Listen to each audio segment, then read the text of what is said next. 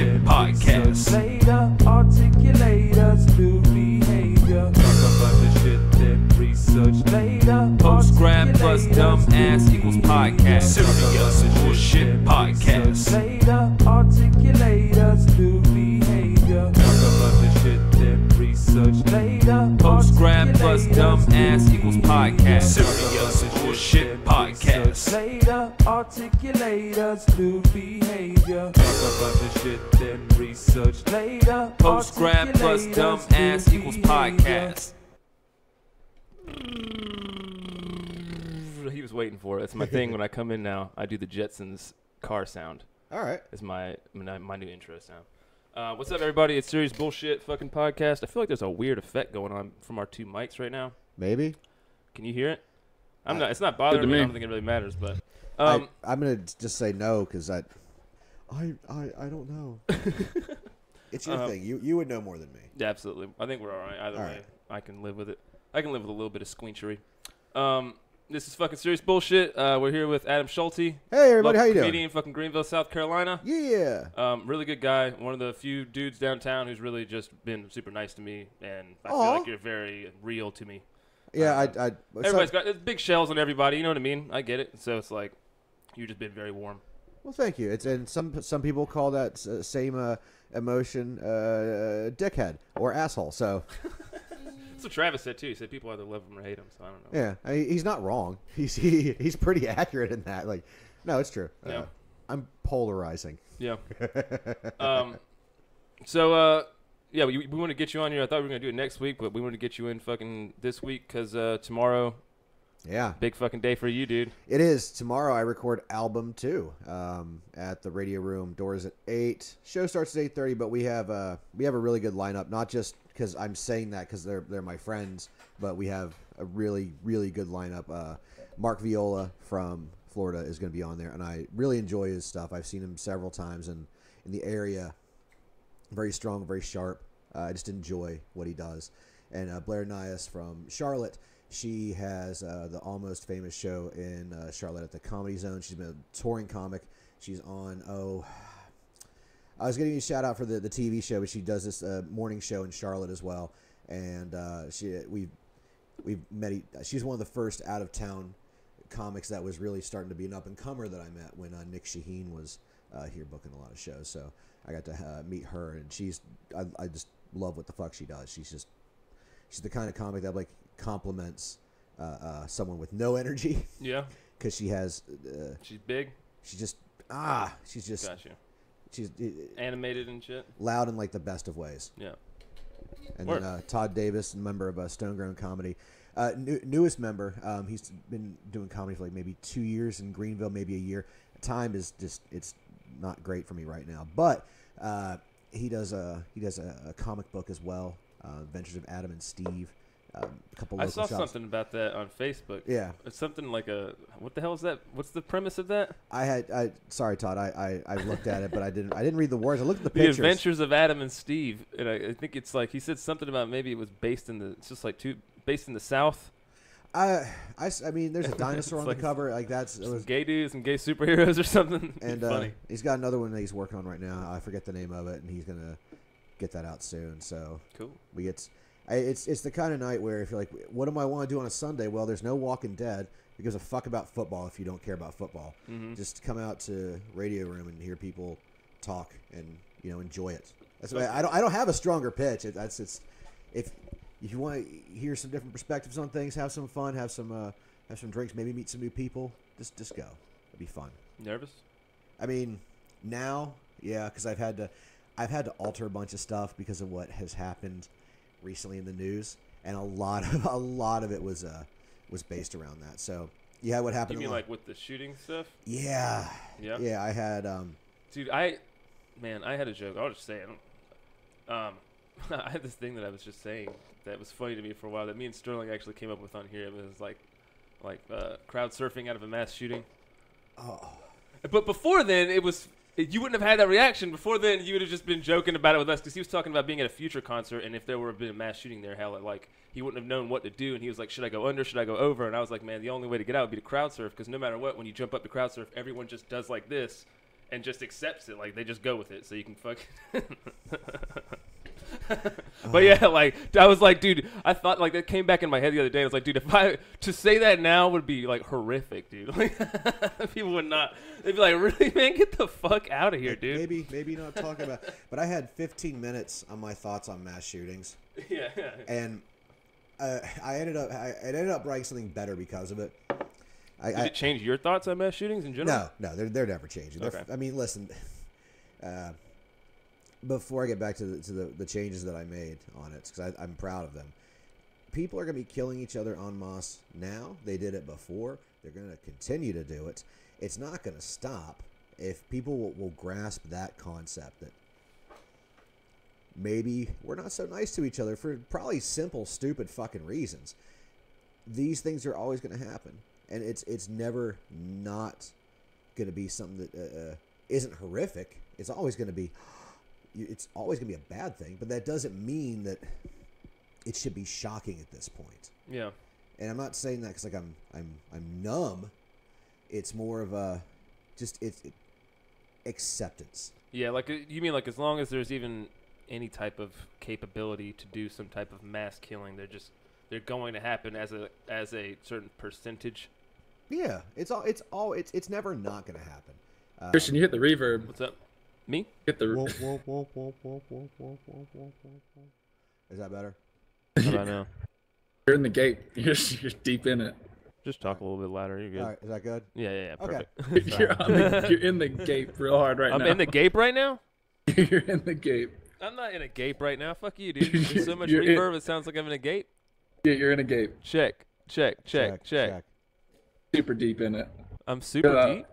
You're about 8 feet deep. It just started? Yeah. You leaned over or something. And you're verbing. I'm verbing, dude. What's that? Check. Am I verbing? I'm still verbing right now? Does it sound like it when I talk? No, man. Am I verbing right now? We don't sound like anything. We sound great. Now I can't hear him. No, you didn't pick up. He's verbing, dude. You're verbing hard right now, man. Toad's verbing. Look at him. He's trying to grow that fucking scraggly ass beard out. Baller ass beard. It's not scraggly. No, now he's back. To is. defend his fucking honor. His beardic honor. It's evil Ian Ziering. What do you think, Sterling? Do you think it's like I mean, I could agree with that. I feel like, man, just I don't know, man. I guess there's got to be some there's got to be some way you could wire shit up in a society to lower it down. But I mean, like, or take away any incentive of it, I guess. Because like, there's got to be some incentive to it if someone's willing to trade their life for that. Sometimes it's just plain old mania. Sometimes it's like, I've had it up to here, and everything that you see is a reminder of why you're not happy with things. I understand. Like, I had a bit that I wrote, and I couldn't even do it. And the gist of it is, I understand mass shootings because I know what it's like to be denied love or affection or something awesome in your life. And for me, I can't be around dogs. Like, I'm deathly allergic to dogs. So the frustration of wanting to love and play with a dog, which dogs are awesome. That's why we have 4 cats now. We had 5, 1 died. So I can't be around dogs without breaking it. I could die if I play with a dog too long. I understand. And like, That's crazy, man. And like, you're denied pretty much that kind of love and affection and everything. So like that kind of disconnects when people go on these mass shooting sprees. Like mine, I could understand if I just couldn't take it anymore. It would be because I can't have a dog. Really? Other people, it could be something way different. That's pretty fucking not crazy though. To be like, that would be the thing that would throw you over the edge to go mass murder. You're saying if it was a thing? If that was my thing. Let's explore that more. All right. Why dog? Why the dog? What's up with the dog? I love them. Like, you just like have always had like a super affection for dogs, but you just can't. I love animals. But you just can't like have the dog basically no matter what. I would have to be on ridiculous amounts of allergy meds. It could kill me. So whenever I go to someone's house that has a dog, you take like 2 allergy pills. I'm taking 7 and some Benadryl. So, because I want to be around people, I love dogs. They're fucking great. Yeah. But I can't be around them, so It's very frustrating that's a big bit of love and affection you can never have, and you know you can never have it. So, like those kind of emotions, I think are what triggers people into these. Just like a need for something, some type of love. I mean, it has to come out of like some love or desperation, but it comes from like lack of and like rejection. That's what I think, and like I have cats, and I love the shit out of cats too. I love most animals in general. 4 legs or less, and we're good.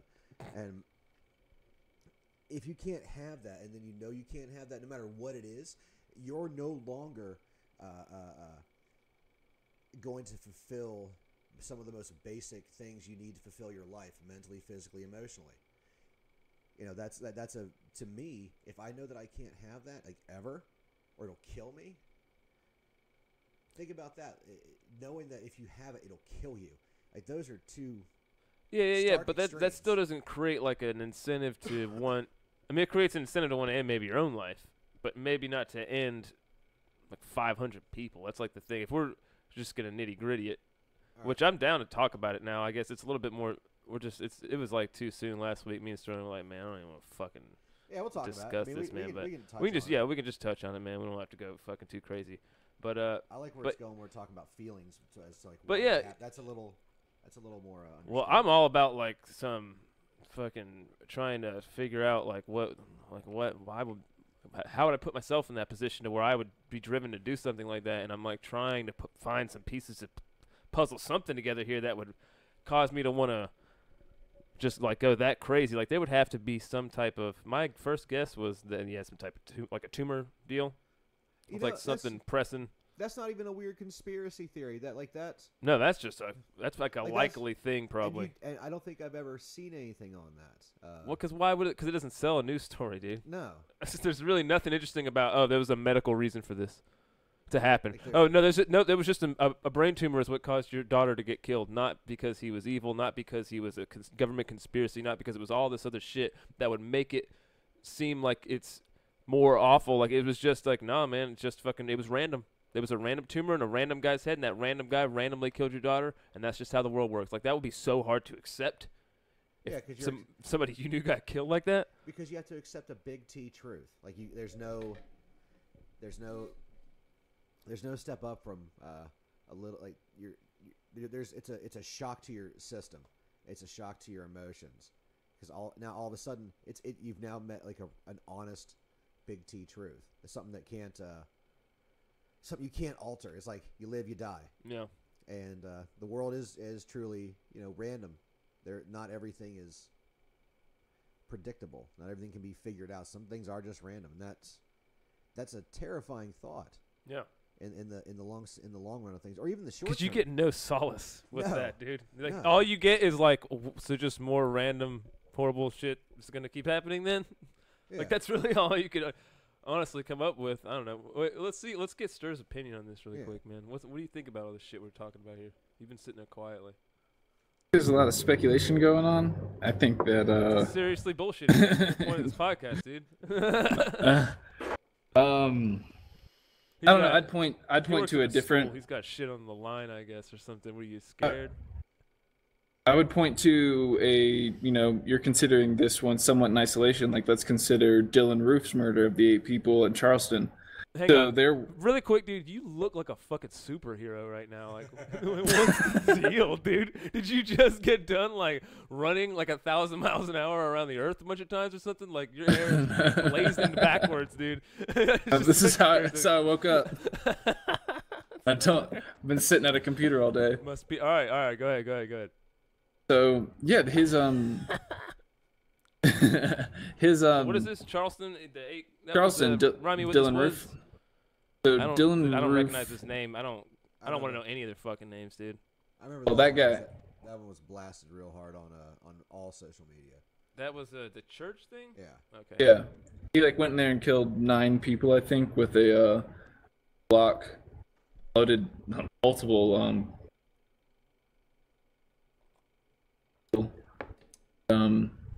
You're cutting out a little bit there. Yeah. If you just get a little soft, I think it cuts you Yeah. So basically, in that he did that. It wasn't just random. It was focused. It was focused hate. Yeah, that's what I mean. Like this was it was so entirely random, man. And, and that's the thing. Like you can never predict someone's behavior. It could be a tumor. It could just be something random or some other external force or another internal force. But either way, what it really boils down to is that it's never going to stop. It's always going to happen. But like up a little bit more. It's is that better? Perfect. All right. It's never going to stop. It's going to happen. Yeah. By whatever means people have at their disposal, and that sucks. But in the same respect, a lot of good things happen as well. So there's not just all the bad things. It's easier to report the bad than it is the good. It's easier to focus on that. Definitely. And you know, I would love for these things to stop, but what do you guys think? Like, what if that happened to fucking Kim Jong-un or a president? Like, they developed some type of brain tumor that nobody fucking didn't find out about until after they started like a world war or some crazy shit. I don't think it'd be much of a difference. I mean, Did anything change? I don't think that changed anything. No, it wouldn't change anything, dude. There's probably some mechanisms. Like, there's got to be a way that they could prevent Donald Trump from just being like, oh yeah, I'm just gonna fucking drop the nukes right off my top of my cock right now. Here we go. As he's like fucking snorting a line of coke or whatever. It's just like, let's do this shit. Woo! No, fuck this. I don't know, but that's scary as well because it implies that the military is not listening to the will of the people technically. So that's also scary. Scary either way. Yeah, it's all scary. Nothing.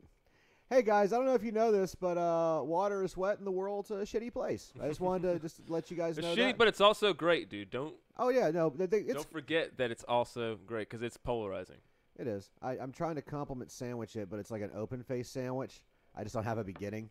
Yeah. Like, it's okay. The world's shitty, but sometimes there's good But there's stuff. a lot of gravy on an open-faced sandwich usually, dude. So you got to enjoy that gravy, man. Soak that up. Speaking of good stuff, I didn't get a chance to introduce my guest. Christian's always bringing these guests on here. Today I've got, this is Conductor Boris Underarm. Extra horny fruitcake. Yeah, it's Conductor Boris Underarm. He's my, horny fruitcake?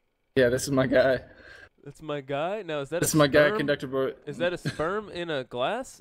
Did you just no, into a glass? It's a big ass. It's a nice glass. Yeah. Oh, no, it's not sperm.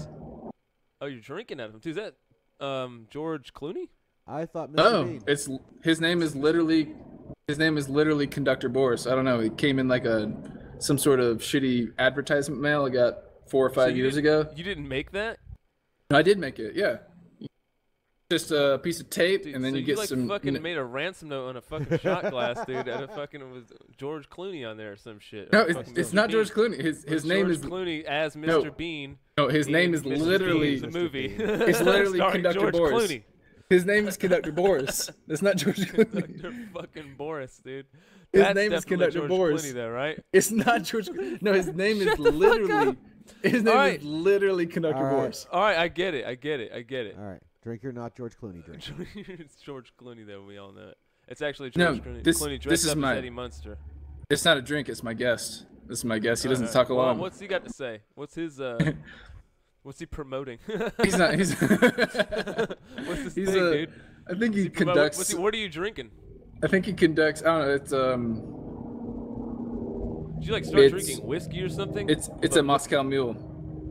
Oh, okay. Oh, all right. Those are good. I thought you just literally had like scotch or something with like one fucking ice cube in there, and you were just banging it around and like fucking tossing it back. Like I was like, what is this guy up to, man? He looks like a superhero. He's fucking drinking scotch. He just did some shit. It sounds like he's got crop dusters going out there. What are you? Are you an international drug smuggler, dude? What's going on? That would be. I'm starting to put the pieces together. Not a better life. That would not be a better life. We thought he was in Area 51. Maybe he's like Jason Bourne. We thought he was in like a secret military base, or there's something. Yeah, just something going on with this guy. Wayne Static's illegitimate child.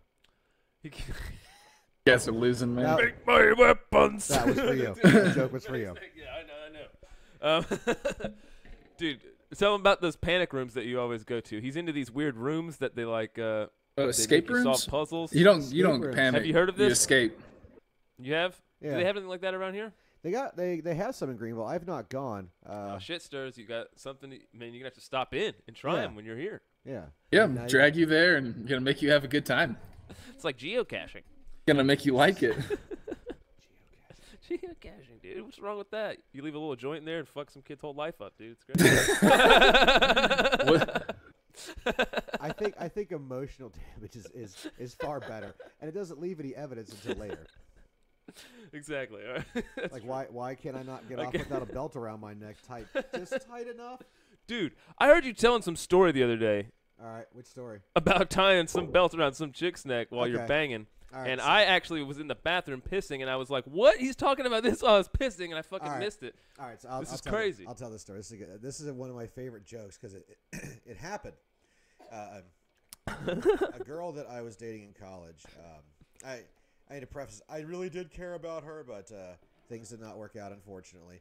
But when we first started dating, I was really into the cocaine. It was a lot of fun, and she worked at a porn store, but where there wasn't any like defined relationship statuses. What do you mean? We were just fucking. Oh, okay. And she worked in a porn store, and she was my sometimes. I thought you drug said she dealer. worked at a porn store where there was no. No. I was like, that's a weird porn store that there's. is. That's off the wrist. They're just bringing that up, like. It's an Amish porn store. She worked at. Got you. And she, part-time dealer and everything. And this is back when cell phone texting took like 30 minutes just to reply, whatever. And she was a girl, so she had the newest, fastest, prettiest, most effective goddamn phone at the time. Yeah. Motorola Razr. Yeah, the Razor, of course. And she would text me stuff, and it would take me forever to text back, like I'm an idiot without thumbs. And she asked me one night, do you still want this? And I'm thinking, are we going to fuck or am I buying drugs? Either way, it took me 15 minutes to write yes. So I went down to her work, and we ended up doing some of the coke in one of the jerk booths in the porn store. And we Jerk started- booth. Is that their name? Jerk booth. It's the Whack jerk Shacks. booth, dude. Whack Shacks. The Wax Shacks? The Whack Shacks. Whack Shacks. Okay, Yeah. got you. Yeah. Nice. And, I like that. And while we were taking off our clothes, she was like, keep your socks on. That's not a rubberized floor. And I was like, ugh. Just, I'm sure years of loads have just Yeah, dude. made this floor weird and spongy. So we do some of the drugs, and we're fucking in the jerk shack, and I start hearing knocks. Like, yeah, bro, get it. And I'm like, nope, can't do this. Got to stop this immediately. And I went back to my apartment, and she came in, and we started getting to it again. And she said, I want to try something different, and I only want you to choke me. I'm like, okay, my hand, all right, it's hot. We've seen it in the porno movies we watch together. It's fine. She goes, no, with a belt. So I put the belt on, and we're going at it, and it's dark because it's, at night, and we're fucking. It's like 3 in the morning, 4 in the morning, and I don't notice that she's turning blue. Like I don't notice. I'm like, oh, I'm just animalizing her at this point, giving her all I got, and she kind of stops breathing. Yeah. And then I'm still going, and I'm like, do I finish? How long was she dead for? No, I didn't. I really thought, Technically, you're a necrophiliac. technically, and I was worried. I was like, how do I explain this? Because there's drugs involved. She's dead from asking to be choked during rough sex. Is SVU going to kick open the fucking door? Am I going to prison? Yeah, dude. And she gasped for air because I just choked her out. And then she With my cock. I wish with the belt. That strong belt. Apparently. And she said, do it harder next time, you bitch. And she punched me in the face. I thought you were going to say, and then I punched her in the face. That would have been a great twist. But no, Yeah. really, wow. Yeah, like I really thought I killed someone during sex. And she, just let you have it for it and called you a bitch, man. Yeah, I was like, shit. And I really, I wanted to marry Jesus Christ. for a It's long probably time. somebody's mom right now. We're, it was a serious Think about relationship, Just think about that for a minute. Yeah, I am. That kid's not going to win in any arguments. That's all I'm thinking. She's going to discipline the shit out of that kid. He's gonna go. See, the it was a opposite route. positive end that came out of my mouth. You thought I was going to say something terrible, but no. There you go. I bet she watches that kid and will slit anyone's throat that fucks with that kid. I bet she's gonna be a raising the great shit mom. out of that kid right now. All right, Yeah. we'll take it. No, that made a nice turn at the end. I was Yeah. trying to make it go very, very, very dark route there. Sorry. But I don't think she has kids right now. But No, that's fucking crazy, man. yeah, I mean, I get like, dude, if you're in the throes of having some crazy ass sex and somebody's into some kinky shit like that, and Yeah. you're just like, Absolutely. I'm committing and doing some crazy shit right now. I personally haven't ever. I'm like, I'd probably lose bone or something, bro. I couldn't handle it. I'd freak out. I'd be like laughing at myself. I just wouldn't be able to disconnect. You know, you need to disconnect during sex, man. That would like keep me back and like, dude, like, what am I doing right now? I'm like, I just couldn't picture myself doing it. you're like, I gotta look myself in the mirror later. Like, Yeah, do dude. I Like, like what's what? gonna look back?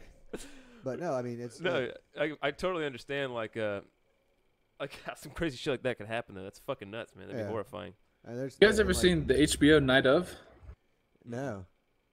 What's that? It's a fantastic one-season series where there's this this basically straight A kid who ends up getting in a cab with this girl who he ends up going home with, and he's never done drugs before, and they do some crazy drugs like coke, and they start drinking, and then they're like playing the knife game with the in between your fingers, whatever that's called. They're playing that. He like stabbed her hand by accident, but then they continue to have sex. So he like wakes up on the couch. Wait, they were already having sex and then they started doing that? No, I don't really remember. It's been a while since I've seen it, but Yeah, this is getting. basically It's just knife it's play. mostly Just like a right. Knife play. This is hang on, really quick though. Check this out. She's like, "Oh wow, let me suck your cock even harder on that." Yeah, I mean, Yeah, Thanks for stabbing my hand. that's actually if you really want to be a guru with that shit, dude, you gotta be getting your dick sucked while you're doing it and not fuck up. That's the No. way to learn. no. If you can master that. So That's how all He, like, drifters learn wakes how to up drive. and- They and make the sure they girl's get been roadhead while stabbed they're to drifting death. for a while. Really? yeah, been stabbed to death, and then he ends up in Rikers and he gets into What? some crazy shit. It's super sad. So he didn't kill her? She stabbed herself to death? You know, man, not gonna spoiler. Not gonna spoiler alert you. This bitch talking about spoilers. King Beefs shouts out. I mean, there's Wikipedia that we could use on our phones like right now. Yeah, I'm never gonna watch it, dude. Tell everybody You should spoiler watch alert. it. Tell everybody spoiler alert. Spoiler alert, everybody. Then tell me what the fuck happened. So he ends. It's just a super sad show about how he ends up going to prison. He gets addicted to heroin, and eventually gets out through all these tons of stuff. And now he's just like being the straight A student and ended up in this really bad situation. Proves himself innocent. Now he's just like addicted to heroin, and he's smoking heroin at the end of the show. It's really the fuck? it's Man, a TV's so super sad fucking show. weird nowadays, man. Just It's shit. like Requiem for a Dream, the series. Yeah, man. What, James Yeah. Franco's playing two fucking people in one goddamn series now, man. Like, what's coming next, man? Yeah, Seriously. I don't like that he plays two people in one. It's pretty I think annoying. it's fucking hilarious, dude. They were like, how come we save money but just give a fucking shitload of money to James Franco? I don't think we Does he really get double the money for two characters? He's like, nah, bitch, I'm playing two characters. These are two separate things I gotta I'm learn. an actor. He has to learn how to be two separate people, technically, right? They're the same person. They're just twins. They're not the same person. That means they only look alike. They're completely different. They're slightly different people. Slightly different. They're mostly the same. Because they're both James fucking Franco playing. Because he's playing both of them and he can't act that good. They better To not be make getting two checks. Two discerning twins. You know how hard that would be to play twins? Like Franco's really, he's really putting the big britches on, dude. I hope he can Yeah, he fucking is. power through. I mean, he did. He Respect him. He went to school up in Asheville area for a while. Really? Yeah, For what? poetry or some shit. I don't know. That's, what else you go to school for? It up was in twin Asheville? school. He was there for twin school. Twin school. Twin school. But he was up there for a while, and he would go to classes just like a normal person. Like, you're not normal at that point. Don't play that everyman bullshit with me. You could hire people to So teach he was you. already famous, and he was just up there taking fucking classes. Yeah. Everybody's distracted as fuck the whole time trying to make friends absolutely. with James Franco. There'd be literally everyone's paying zero attention to the teacher. Like, why isn't James Franco teaching this class? He's way more fucking successful than the teacher right now. Yeah, What the fuck is going on, dude? In Asheville, of all places, it's just a weird. well, it's Asheville, so that's totally. Dude, he did. He went the whole route of like, I'm just gonna be every fucking man. I'm just gonna go be Yeah. one of the people, be a struggling artist. He probably went out and fucking panhandled one night too. I hope he did. What? You're not a true Ashvillian unless you've panhandled at least one time. in looking like you just got out of the shower. I've seen a couple dudes down there. I'm like, bro, you've literally just got out of the shower. Your nails are cleaner and more filed down than mine. I'm not giving you money. I literally can't afford to give you money anyways. But I think you would be richer than me if I gave you money somehow. I don't know how this is gonna work, but I can't do that. But no, Asheville, fucking come on, guys, get your shit together. What's wrong? Let him have it. Let him have it. Stop with the passive aggressiveness. Stop with the "we're better than you." No, you're not. You talking about the people or the comedians? The people. Yeah, which includes everybody. So I guess that's all inclusive. There's a smugness to Greenville, but there's a smugness that really it's more visible in Asheville. Yeah, I mean, yeah, they're very they're in their bubble there, man. It's very much a bubble of ideology. It is wrapped up, but I mean, it's also a haven for a lot of people that are escaping other places that are bubbles of very polar opposite ideologies that might make their lives hell. So then they all flock there, and then when you have a hive mind of something, I agree with you, you agree with me. Oh, that reinforced my idea, and then I meet 10 other people that also reinforce that same idea. Yeah, then we're all gonna be super fucking passionate about it or something. It's just tone it down some. No, no, without a doubt. Yeah. Like, don't tell me how to feel. Yeah. Don't tell me what to think about things. I have my own opinions on avocados, for fuck's sake. It doesn't matter what it is, but you'll get your chops busted more openly in places like that by people that's like just walk by and make a comment. Yeah. More than you would. Here you'll get like a dirty look, but there someone will be like, I changed things because I corrected his behavior as you're missing 3 front teeth. Like, you didn't do anything. You just... And literally, you're just going to go like back to your house and smoke a bowl and watch fucking Netflix for the rest of the night or something. Yeah. Just you told somebody the error of their ways, which oftentimes just reinforces their idea of you being an asshole and then rejecting your ideas without even contemplating them in the first place. It's like, I'm not being alienating. They're already alienated. There's no help. I just tried for the community.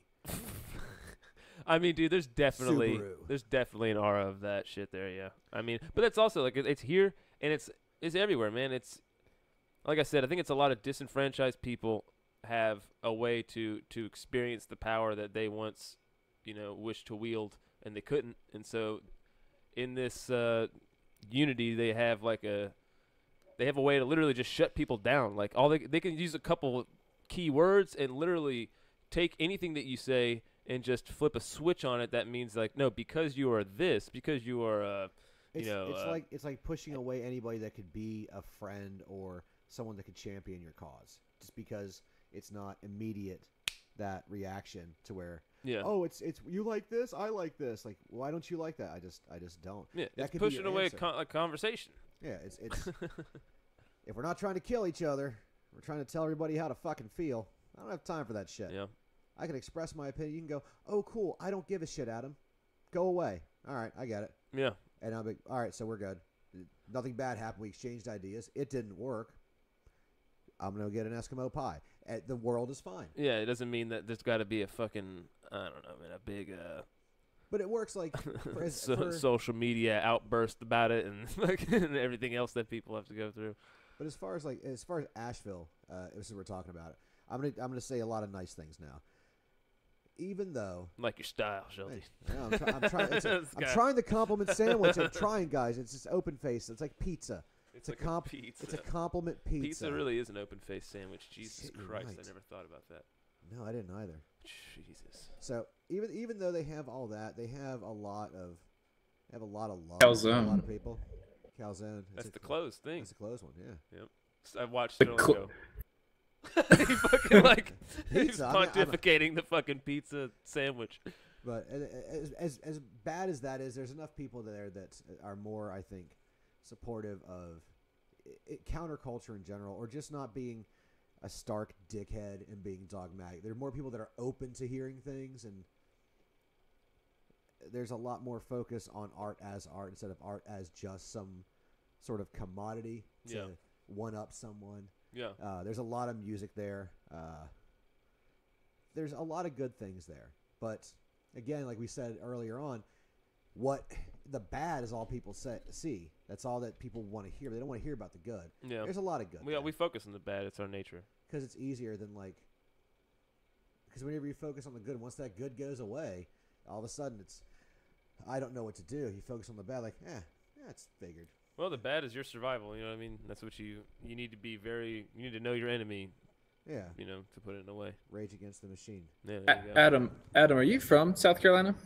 No, I'm originally from Morgantown, West Virginia. Yeah. How'd you end up down here? I'm not even there. How'd you end up down there? Oh, you're here now. It's cool. I started in Morgantown. Mom died, moved to Beckley, West Virginia. Grandparents died, moved to Rutherford County, North Carolina. More family members died in between. And Dad got remarried, we moved to Rutherford County, North Carolina, got divorced, left, went back to West Virginia in college. And really, I really was going to exercise my demons. Is that like the cheapest place in the world to go to college? No, not when you're out of state. You no, would just, sir. you would think, but no. that they're just like fucking, come on in, man. Plenty of seats. Yeah. No, it's huge. No. Just like this stereotype of West Virginia is too fun to not. It is. Shit all over. It's just And great. by the way, that's just great. That's Kentucky. Thank you very Yeah. much. Oh, is that the thing there? They have the deflection state. Yeah. we throw all that West Virginia shit on Kentucky. Kentucky's a bunch of fucking rednecks. All right. That's great. I like it. Then I went back to West Virginia, moved around East Coast for a while, ended up in Greenville about 5 years ago after living in Rutherford County. There was no jobs. There was if you have a college degree or if like you can read, like you're too qualified to work for McDonald's. Yeah. Oh yeah. And so I was working at GameStop and working in group homes and shit, and eventually ended up working and living in Nashville here and there, and then we moved to Greenville. And as punk rock me would be so mad if I went back and talked to 15-year-old me like, you're a fucking sellout. Like, no, I have a credit score and financial security. Suck a dick. Fuck you, 15-year-old me, dude. All you wanted to do was fucking jerk off. Nobody likes a dirty cock. Like, no, I didn't start jerking off until I was 17, dude. Like, I was just too angry at the world. Yeah? Yeah. That's why. It didn't That help. was a correlation there. You You were getting progressively more angry until you peaked, and then you were like, you jerked off one day, and it all went away, didn't it? No. What I think the epiphany I had 3 days later was first of all I thought I broke my dick because I didn't even look at porn. Did you like jump on your bed with a heart on or something? No, just, I didn't know what came out. The classic belly flop with a heart on, dude. No, I didn't know what came out. I thought something was wrong the first time. What do you mean? Like I never. Oh, you mean like the first time you just got hard? No, the first time I fucking blew a load. I thought something was wrong with my. I thought I broke my dick. Yeah. Okay. Yeah. Got you. Like some. Like, You didn't know what was supposed to happen? Yeah. No, like dude, the brake fluid's coming out or something. The transmission fluid's leaking, dude. This ain't good. This ain't supposed to come out. There was no internet, so you couldn't look at porn. I didn't have a shit ton of friends, so I wasn't looking at like Hustler or anything. So it was just, well, I got punk rock and hardcore and video games, skateboarding, snowboarding, and soccer and loneliness. Let's just fucking run with it. Now, are you vaping down there? Yeah. he's really in. Oh, you're watching on the stream? I Yeah. am. Oh, nice. Yeah, I told him he could smoke in here. He also Do you know but he was about trying to the be considerate. The That was Foggy like- Grotto? That was like a fucking. Do you know what a foggy grotto is? No, it's Vape not. in the gate. You know about you the vape Clouded into a gate. Cavern? Oh, okay. Also known as a cloudy cavern. All right. And they let you do that at most hotels. It is allowed. The gate policy is usually that of it's cool, dude. Oh, really quick, just last night, the cops called back on the phone line, dude, because we were doing. Listen to how this happened, man. Listen to how this happened, dude. It was a crazy misunderstanding, and it's literally because times are so fucked up right now. Like what we started off talking about, it's kind of related. Fucking, we were doing. I don't know if you guys heard this Radiolab podcast recently, where there's like this ethics conundrum of whether like the 5 people. There's 5 guys on a train track, and there's a train coming towards it, and you have a lever there, and if you pull the lever, it'll divert the train onto a different rail with just one person on it. And, like, do you choose to take part in it and pull the lever and just kill the one person, or do you let the other 5 people get killed by it? And so we were just, like, calling people and asking them about that, and then we were asking if you pushed a fat guy in, would you push the fat guy? We were asking that. And then we also, after that, would always ask, like, oh my God, dude! It was the second thing that we were asking was really fucking like, would you rather be the Gimp from Pulp Fiction for a week, or wear a dental dam for a year and have to eat a homeless guy's ass every day? Do you know what a dental dam is? Yeah, I know what dental dam. I don't know why this was the things, but those are the 2 questions that we were asking people. And I guess somebody called the fucking cops and said that we were just saying, dude, we want to kill 1 or 5 people. That's awesome. And the fucking cop called Mike, but then Mike just like went into like he just started grifting the cop, dude. Like I don't know, he was trying to pretend like it was his son that did it. But then it got like out of hand, dude. And then he said some shit like he's been getting into them books lately. And dude, he said something to where it was like, dude, he really made it sound here. I'll play it for you guys. I think I can play it. Right. He really made it sound like he was a fucking terrorist, bro. It was horrifying, dude. I got like just the very last bit of it. I'll let you guys hear Now, what was said here? He was asking whether or not 1 person should be killed or 5 people should be killed. Oh, okay. I understand, sir. I'll get on to him about that, sir. Yes, sir. This is. Where I you understand where living he's at? coming from. Okay, I understand that, but what's your... He's getting into some different books he's been reading. I understand what's going on. I'll take care of it, sir. Where's he living? What is your address, sir? Sir, I'll take care of it. I understand it's a serious situation, and I'll take care of it, sir. I'm gonna have to go. I'm gonna have to get on to him. I'm gonna have to go get on to him, sir. I was freaking out because I was like, I would have blown it if it was me talking on there, dude. But man, dude, that did not go right. And then Mike just hung up, and we just fucking canceled that Google account and fucking absolutely that shit, dude. Wow, right, guys? Oh my god. So literally, I went to bed last night with my butthole was like, I think my butthole touched the tip of my dick somehow inside my body, dude. Like they kissed. It was an awful experience, man.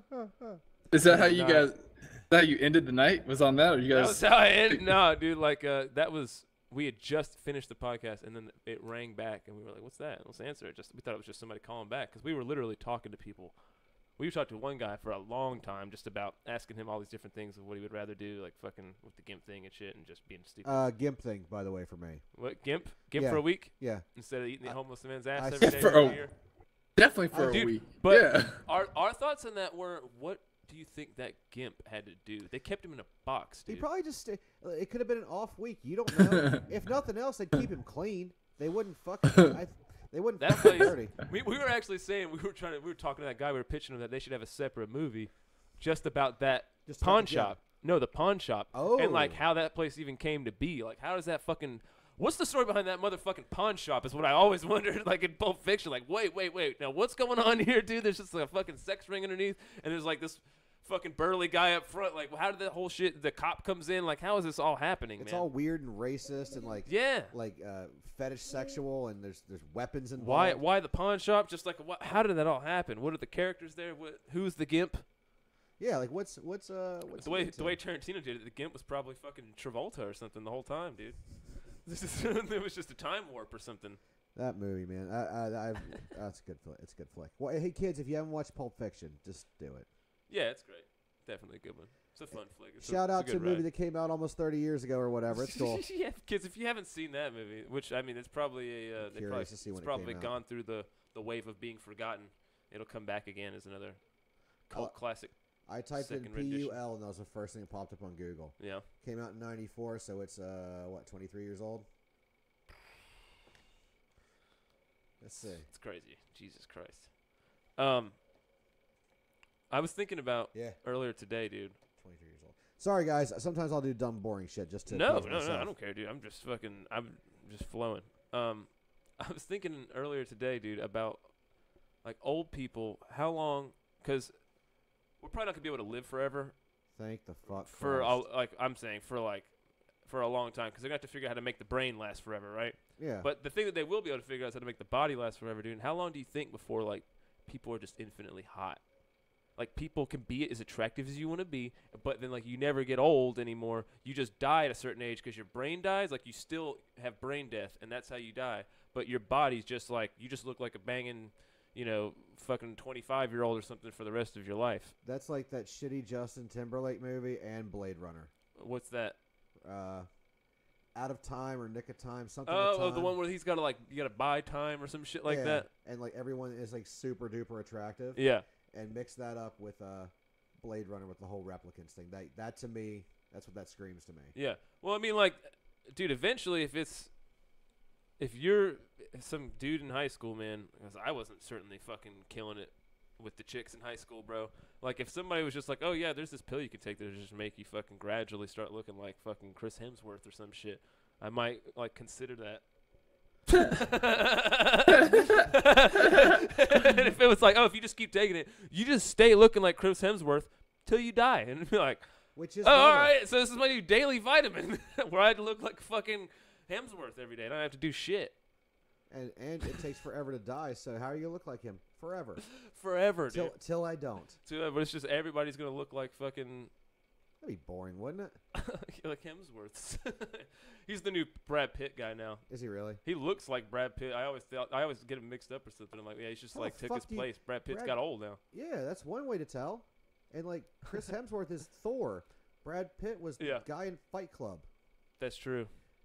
Huge size I guess he is differences. bigger. Technically, nah. Brad Pitt had like a fucking He was ethos. shredded. No. I mean like as far as like being known or something, like fame or some shit. I was talking about body. Oh, body. Like Yeah, of course. Yeah, Chris Hemsworth's got some small nipples, so you got that. Your nipples will have to get smaller. You would look at I that. am going to have to Google that later. I always thought that the most ripped guy in movies was Hugh Jackman as Wolverine. Yeah, no, it's up there too. That was like he did the most roids you could ever humanly do. It seemed like, dude. He was like, whatever you have, I will be taking it. Take it. They're like, all right, dude, you got to do the scene where you got to charge somebody down. Every scene when he went to charge somebody down, they just directly shot steroids into his ass like immediately before that scene. Go. And just go. And he's just his fucking veins would be bulging out and shit, dude. He looks so crazy. It's I don't know if you've ever seen like I watch a lot of martial arts movies. Yeah. Dudes like Tony Ya or Tony Jaa is how most people say it. I found out I've been saying it wrong for forever. Ya? Yeah, Tony Ya. That dude is terrifyingly ripped. Karate guy? He's a Muay Thai guy. He's probably like just say jaw because it's like really, dude. Yeah. That's what I would be fucking cracking on that all the time. Muay Thai fighters just look like fucking superheroes. Yeah. I don't know where I was going with this. I had something. Now I don't. Sorry, I lost. You're getting clubbed around by fucking a bunch of crazy animals when you go to fucking Muay Thai every week, dude. Is that difficult for you, dude? To like going in there and knowing like, man, how long you been doing it for? Since February this year. So yeah, you're still kind of like, you know, I'm you're still the noob there still. Yeah. Is that fucking intimidating, man? These guys that are, because it's also, it's a fucking macho atmosphere. You know what I mean? No, it's actually really inviting. No, I don't mean that. Like, oh, you mean the idea of combat sports? Just being in a fucking combat gym, I would think there's just a lot of testosterone in general. I don't mean like it's like fucking, hey bro, what's up, dude? I just mean like, dude, it's a bunch of fucking, yeah, dude, you're good. Okay. I told you. It's just a bunch of fucking testosterone in there, and it's just like, man, there's some chimp level, you know, just like I don't know, power. There's a hierarchy of there has to be some type of hierarchy. No, there, right? There's like a ranking. We wear these things called projets or projets. I don't always say it right, and that shows like, you know, it's more like you've tested and you kind of know this much knowledge. It's just like a belt system. Okay. But as far as like, are there like dudes there that you're like, this motherfucker though? No, believe it or not, like, that's one of the things that like I've been to other martial arts studios over the years, and sometimes they're like 80s strip mall cheesy, and some are like that super bro kind of mentality. Like 80s strip mall cheesy, you mean like with the open window and you can see everybody right there in the one big room or something? Yeah, and like the haircuts are there, but it's like still like the mid to late 90s, but you live in a shitty part of North Carolina, so everyone's kind of like 15 years behind anyways. Yeah. And then you got like the bro affliction, flashy shirt, dickheads kind of places where it's super aggro, as the kids say. Yeah. But it's not like that there, at least for me. And I can understand like my first like month or two, I was sick. I was going through some shit, and like I'm sure people were like, he's not gonna last. He's not gonna last. But I just kept going, and I never said anything like almost that's what I mean. Almost like a size them up, just like what are you made of kind of prove yourself type shit. That's what I was getting at. It's more like, do you actually give a shit about this, or is this a fad? Yeah. It was more like, are you just trying this to fucking say that you do it, or are you actually about to try to fucking commit to this shit? Like, you have to probably earn respect in that environment, just like with comedy or something, dude. Yeah, like, you just show up down there. If you do it for 2 months and then you don't show up for a while, or you just quit showing up, it's like, it takes a little while for people to see that you're sticking around, I guess. You know what I mean? Yeah, and like, you know, I do have my physical limitations from time. There are days like I'm awful. Some days I'm real good at it for the day. I'm not a fucking master or nothing, but like, it's brought me a lot of. if nothing else, it's brought me a lot of peace and calm. Yeah. If nothing else, like that, the rage. In what way? Like, one, you're too tired to be angry. Like, being angry tires you the fuck out. It really does. Oh yeah. And I'm an angry person. And I go there and none of that shit really stays. Like, this week it did because my one of our cats died. Can I ask you real quick? Yeah. What do you think that means? What? To be an angry person. To be well, how would you define that? I think, like, is it like you wake up and just default? You're just like, man, fuck this, dude. Like, off the rip when you get up, or like, what does that mean when you're saying it? I guess. All right. When I was younger, Yeah. it was more like I hated the world. You hate yourself, you hate the world. You're a teenager. You can't do anything. You the feel angst powerless. feeling. Yeah. Yeah. You hate authority. You hate everything. Sure. And you either grow to accept it or it festers. And I had a pretty traumatizing childhood. Yeah, you didn't have like an outlet for that shit to. And like from the traumatizing, like to the childhood part, to being a teenager, really being alienated. Mm-hmm. It's because you were straight up different. Like you when you're that different from people, and then you go to college, you can reinvent yourself, and you try to, but you get that feeling. Like it's the anger comes from wanting to do good, but not for me. Like, I get angry because I want to do good. Talk while you're talking, because that sounds really good. Right, like this. Yeah, it just pleased my ear. Wherever you just worded right there, that really pleased me. Like, sorry. I guess I'm angry because I've had a lot of bad shit happen, and I couldn't do anything about it. And then more bad things happened, I couldn't do anything about it. And it was a cycle.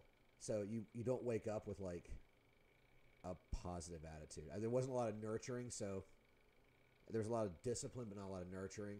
A lot of rejection, not of acceptance. Yeah, would you classify it as like depression or something, or like I just hear the word anger and I'm like, man, because I have like it can get there, yeah. I have like fits of rage. If I'm very passionate about something, I can go into like a full on like just where I act really stupid. I punch shit and I break stuff, and I feel extremely regretful afterwards, and I hate it. Like, it's one of those things where it's like you lose control of yourself. It's a self-fulfilling prophecy. You need the release, but every time you do it, you feel like garbage. Yeah. Well, you got to find some way to mitigate whatever caused you to even get to that point in the first place. You have to like way backtrack. But the thing that I'm like just trying to understand is like, I'm not answering it very well. I'm sorry. No, dude. You're answering. I mean, it's a hard thing to articulate. It's what it means to be an angry person. I'm asking you a very difficult question. That's why I'm just trying to explore it with you, man. Like when you wake up in the morning, what's your default? You just like regular, but it's like, does it take something to put you like in an angry mood? And is it anger that we're talking about here, or is it just like, man, frustration will put me in an angry mood when I get frustrated. Yeah. Sometimes I do. Some days you just wake up like, fuck. Anytime when you just can't do something about something. Yeah. Gotcha. Or like sometimes you'll wake up in a good mood, and then something stupid, something trivial will set you off, and like, people say that it's anger control problem. It's not really anger control problem. It's not having a good catharsis or an outlet for it. It's not. Misdirected anger is the worst thing that can ever happen to a person, or one of the worst things emotionally, I should say. And I got lucky at a young age because I found punk and hardcore. That was one of the things. I have to tell people that they think it's fucking corny at this point, but like that helped channel a lot of things. Instead of having misdirected hate and anger towards problems, I now had an audible way to kind of get it out there. Oh yeah, it got me to do things like read more. Yeah. And it put things in a perspective that I could follow. It wasn't what your parents said. It wasn't like the way things were on TV. It wasn't anything that you were told, but it was and it wasn't such a bleak reality through all. There was still some bleak as fuck bands out there, but overall there was this underlying message of hope, and like that really helped me out. And when you go through those phases, you eventually push them aside, and you grow up and become an adult and everything. And I never did. I didn't want to, because I saw what was happening to my friends. And there's that old cliche of everybody's getting married, everybody's having kids, and here you are, still this angry person. And like stuff like that, like not knowing. No, people like would blame that on that. Maybe, but I think it's more like inability. Like you're angry because you don't live our lifestyle. That seems like fucking. It's like you can't change because the thing you change into is what you hate the most. the thing you fight against, you become yeah. You become. I was more afraid of becoming like a cliche, Mm-hmm. and so the anger and depression it would come and go. It would come, sometimes it'd be both, sometimes it'd be one, sometimes it'd be the other, sometimes it'd be neither of them. Neither. That's a wrong word. But I didn't have like certain outlets, and the only time I did is when I was pretty much putting my body at some sort of war. It's the only time I ever felt like actual peace, not control, but like I'm not freaking out, I'm not angry, I'm not feeling insecure. None of that's coming to me. It's all just this, whatever it might have been. That focus was the thing that made me happy. So, and it kept me at peace. So like skateboarding did it for a while till I just wasn't good at it anymore. Getting all that same shit. Snowboarding, same thing. It's very the mountain is Didn't very do that. serene. Sterling snowboards. I did it one time, and the front of the board went into a snowbank when I was going on like this hill down, and then it cut back up really quick, and it just dug in, and I slammed on my face, and I was just done after that, dude. I was good. Like martial arts helped me when I was really out of control as a teenager. It helped give me discipline. Sometimes the thing you need the most discipline to give you focus, and like comedy gives me a catharsis. The martial arts give me control. They keep me from, physically I feel better. When you feel better about yourself physically, you feel better. Endorphins and science and shit. But it gave me control, not like a purpose, but it gave me like a physical outlet for when words aren't enough, but it's in a way that's controlled, and you're teaching yourself something as opposed to just letting out for the wrong reasons. Yeah, and I'm sure there's a lot of other like just mental exercises that go into learning a martial art and learning how to control yourself in those different ways and how to control your body in those ways, and that will translate over, into your fucking mental problems with life or just whatever it is that you're trying to get through or that you're trying to deal with emotionally. Yeah. Because, I mean, talking about channeling, like, your anger into music and shit like that, that makes a lot of sense. I never really thought about why. Because I've always wondered, like, why do I like death metal so much? Or, like, what am I into? And I'm into, like, just these really heavy shit that you turn on, and most people are like, what's what wrong the with you? fuck? Yeah, like, what could you possibly hear in this, dude? And it's like, I have no fucking clue, man. A lot of it, I don't know if it's just like, I always thought it was just, I like the music. Like, I'm a musician. I like the musicality of it. I like how complex it is. But there is, like, there was a time in my life where it was definitely, like, channeling whatever this little rage button is that's inside of me that makes me just want to act out and act like, I just call it going fucking full monkey, dude, because it's just, it's dumb shit. Like, I did it one time, and I got mad at Halo 2 one time, dude.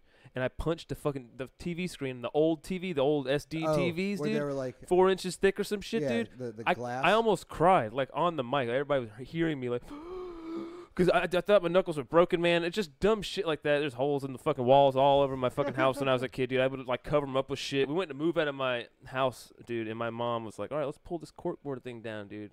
And I had hidden, like, all these hole punches behind the corkboard, dude. And they peeled it down. They were just like, oh, my mom started crying. Because it was just like, it was hard for her to deal with, I guess, dude. Because me and my stepdad had gone through a bunch of shit in that point where we were just like, for no reason, I just hated him because he wasn't my dad. All that stupid fucking typical teenage bullshit.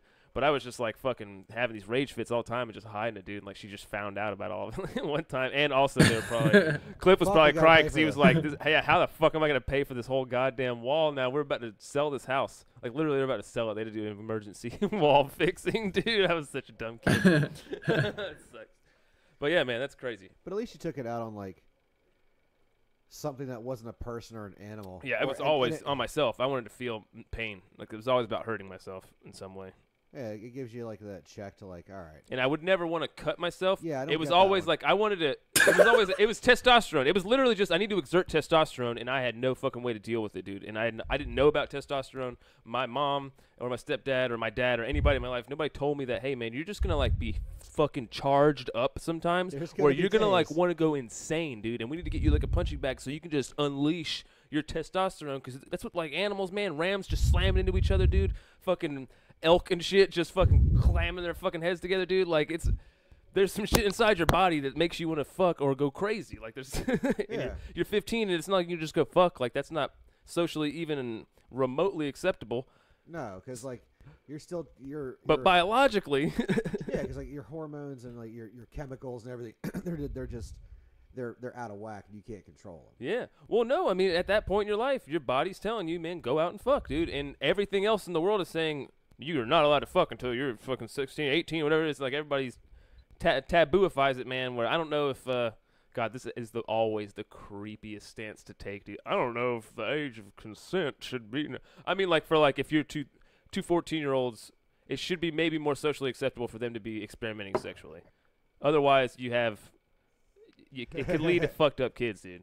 Yeah, I mean, well, and are you from the South, like, your whole life? Pennsylvania. All right, so. But I've lived down here since I was fucking 8 or 9. It's more taboo here than it is, like, above the Mason-Dixon line, mostly because of there's a lot of religious connotations behind it. But some parents are like, no, don't fuck. You're young, you don't know what.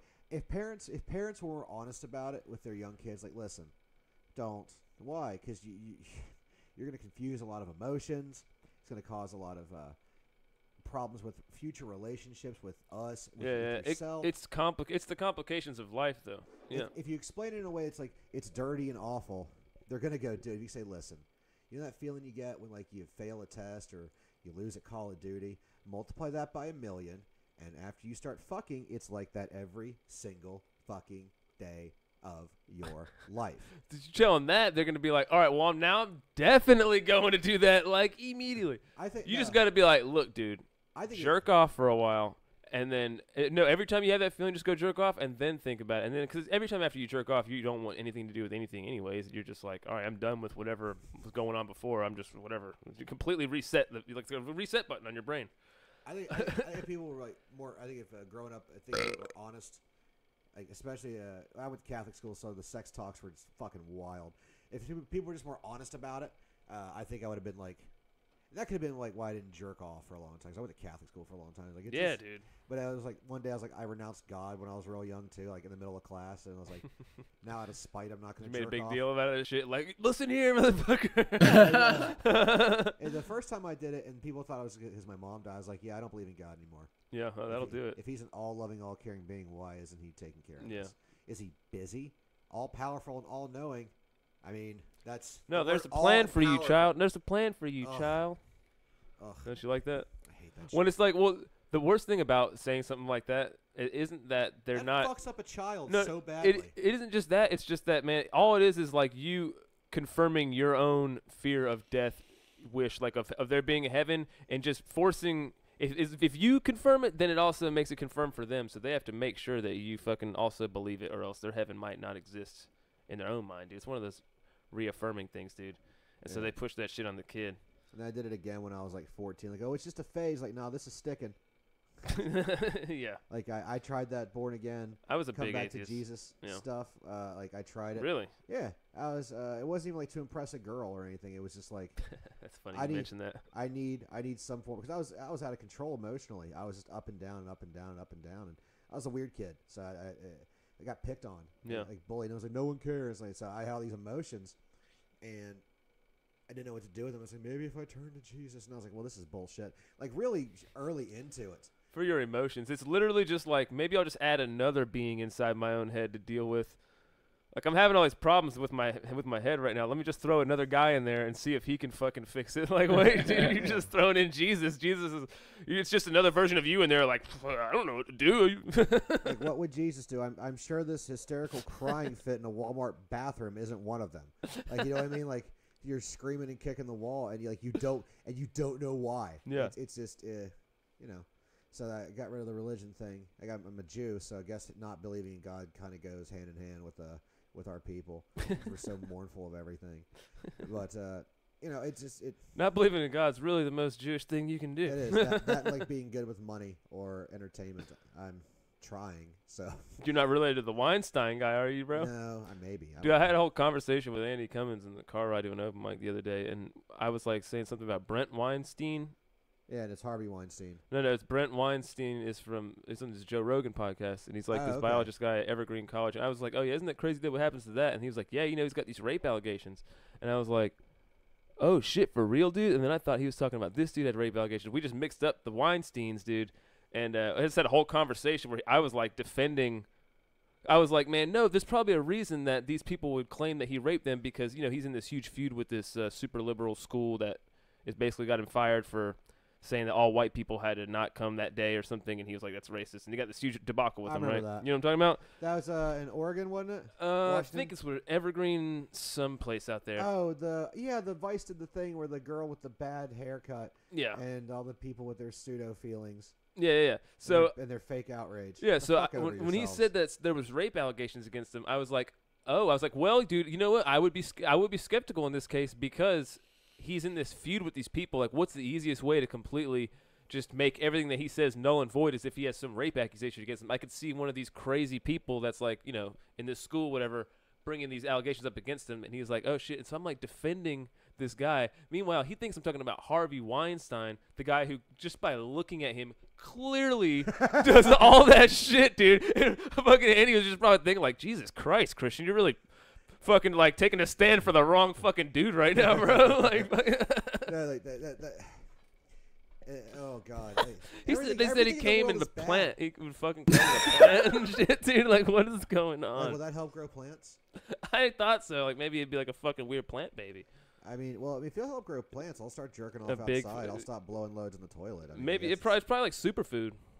I mean, if acai berry can it's be a power move, though, dude. If you fucking make eye contact with somebody and come in a plant, dude, it's a move you don't understand, dude. There's more to it. It's subliminal. You've showed your dominance over them for forever. Yeah, dude. Like, this is me. Dude, it strikes back to some like a chord from way, way back in our ancient years, man, when there was like the one plant that Sumeria. Yeah, I don't know. There was an important plant at some point, and you came in that thing, and man, it was yours now. It showed. It's like the worst way to show ownership. I Venus think it's flytrap. Yeah.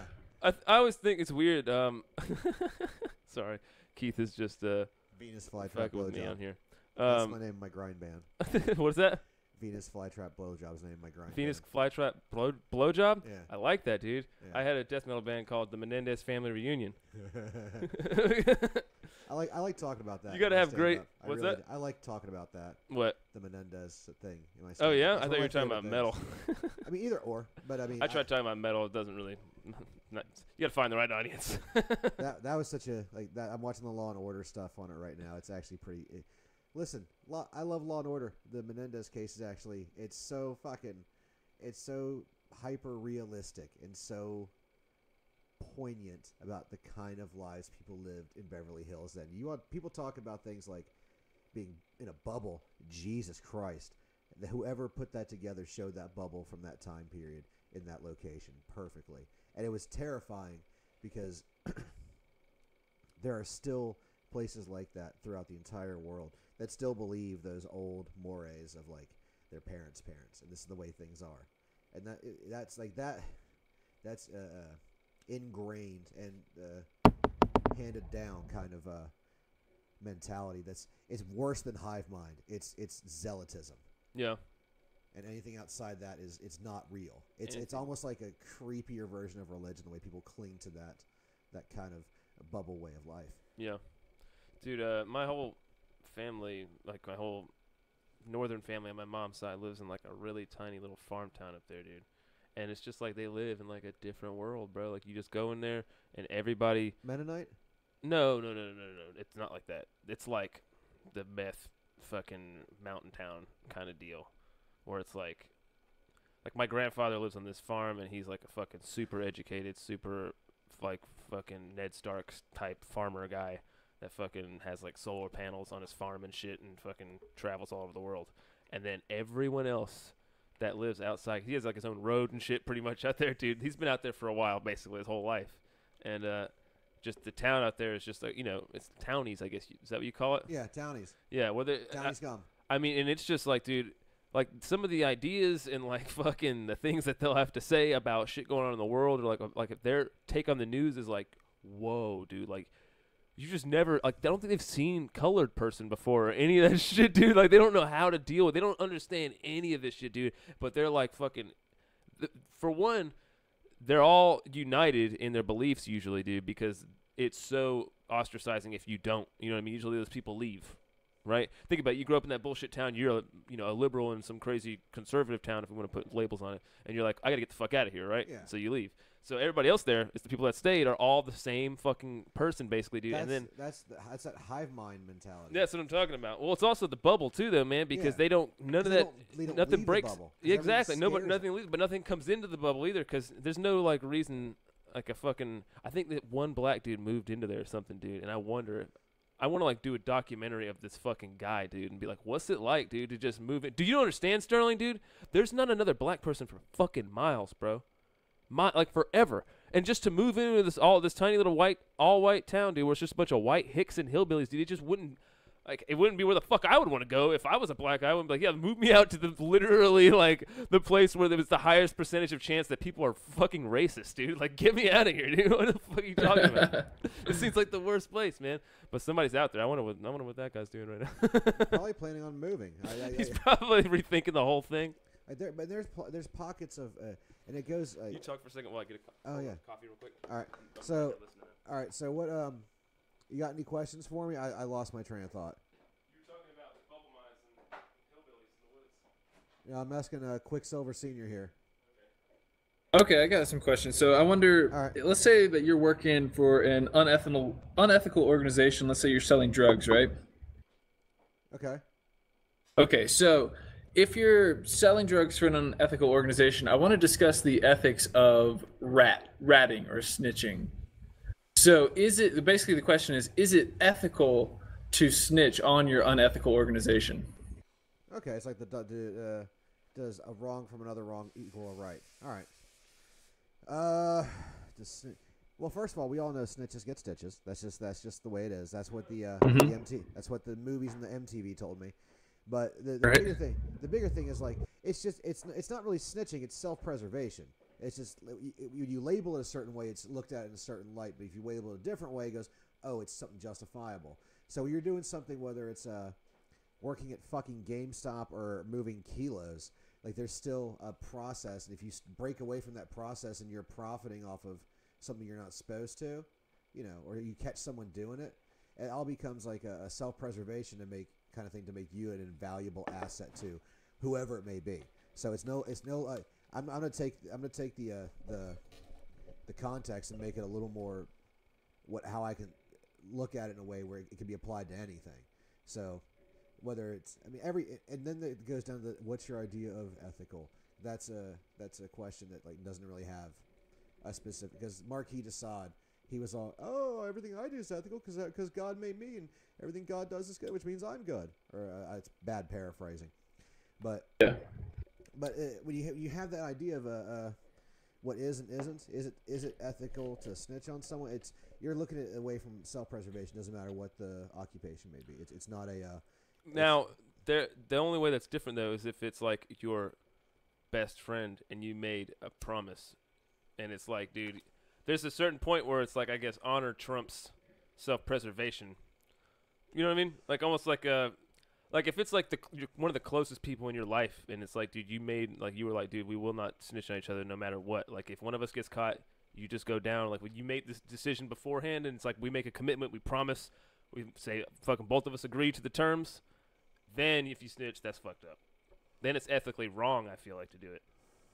In my code of ethics, I guess. But that's everybody teach their own. I mean, Jesus Christ, that's a fucking situation where ethics are kind of out the window in the first place, right? What did you do to get there?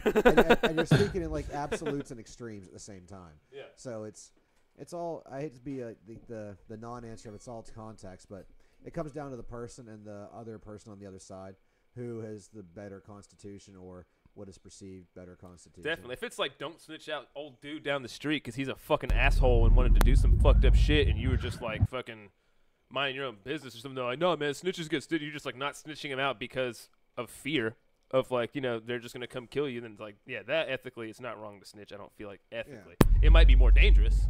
Yeah. But if it's just like, man, if you weren't even involved in it or something, that'd be fucked up. Yeah, I would definitely be like, man, what do you want me to do, bro? Just. But like if you knew someone was stealing from the register at like McDonald's, you know what I mean? There's repercussions for saying something and not saying.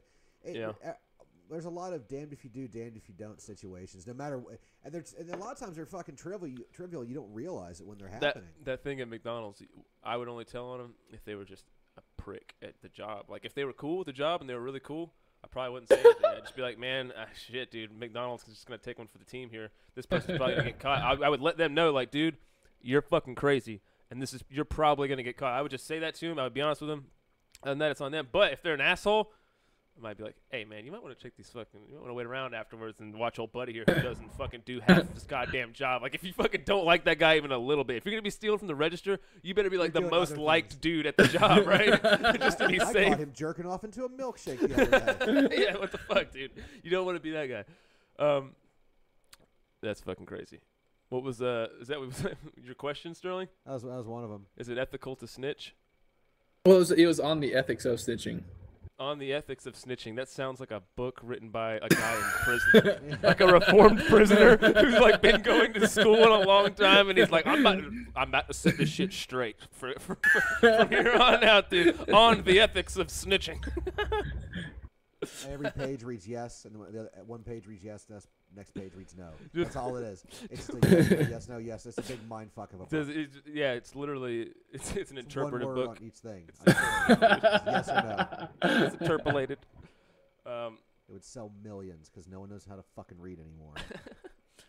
Speaking of prisons, dude, I was listening to this guy on this prisoner dude on a podcast talking about how when you go to like a state pen, they immediately divide you up between your races, and they inject racism into the environment in order to like keep everybody separate, because if every prisoner in there decided that they were all gonna do something at the same time, they could just they could fucking shut the whole place down probably and fucking like escape or some shit if they really wanted to. So they have to make sure that they're all that, like, if one person's plotting to do something, they have to like make sure that the other person's not going to take advantage of that and like fuck them up and then do whatever it is. Like they make sure that they're all enemies and shit. But the way that they do it is through racism. It's not through like, and he was talking about like a Jew would just get sent with the white people. Like, it's not even about your ethnicity. It's about literally like, dude, what color is your fucking skin, dude? Because it's so primal, dude. There's some like deep-seated shit inside of human beings, dude. Like I said, the chimp level shit, the shit that you have to, you know, the same thing that I would make sure that I didn't fucking go crazy and beat some fucking rips your face off or some crazy, you know what I mean? Like some chimp level shit that every human's capable of doing. Fucking in the same regard, fuck, I just lost my train of thought, dude. God damn it. In the same regard. Yeah, that's that's right where I was at. Chimp level shit. Yeah, chimp level shit. God damn it, dude. Oh yeah, racism and why they split you up. Racism. There's some chimp level shit in racism based on color. There has to be something in there. Well, if that's the easiest thing to tap. That's going to come down to like familiarity. What are you most familiar with? That's where I think a lot of that comes from. But it's like, even if you grew up in a mixed neighborhood, they're going to force you to be racist in this situation. You have to be for survival. Because the powers that be in the neighborhood aren't the same powers that be in, like, using prison as this example, it's not the same as is in prison. Yeah. It's easier to categorize people in a mixed neighborhood. Like, oh, that guy over there, he works on cars. That guy over there, he's a part-time teacher and a basketball coach. That guy over there lives with his folks, takes care of them, they're dying. You know what I mean? Like that's easier to categorize people because then you have a real sense of familiarity with your surroundings and who you're around. In a prison, they do that because they want to keep everyone. That's the part of what you said. If you keep everyone divided, you know, numbers are stronger. There's only so many bullets. You know what I mean? There's only so many times before it gets overrun. And if you keep that and they also can't kill them all either because they need them. Yeah, because prisons are big. The place would shut down. Yeah, it would go bankrupt. They're big business. But that's why they break people down into groups, because you want to keep that as the base level familiarity as you can. And anything outside of that is wrong. If you look at like packs of lions, right? One pack of lions may not fuck with another pack of lions. There could be no difference. But that familiarity with that, you know, that pack of lions is always going to be there. Where if one comes over to here, they're going to be shunned or killed or whatever, and vice versa. So it comes down to like this pack mentality, maybe on a primal level, but it's easier to keep people on a base level than it is to put them at a higher level, which, you know, we've quote evolved into. Yeah, well, it's a dehumanization that goes on in that process. Yeah, and it just interests me that the first basic part of it, dude, is like, just could you imagine, dude, being like, no, you're going with the whites now, bro. That would fucking scare the shit. That I would be so scared to be around a bunch of white supremacists, bro. Like I would be like, what the fuck, man? I gotta go around those guys. Like, I don't want Those to guys be are around fucking them. terrifying, dude.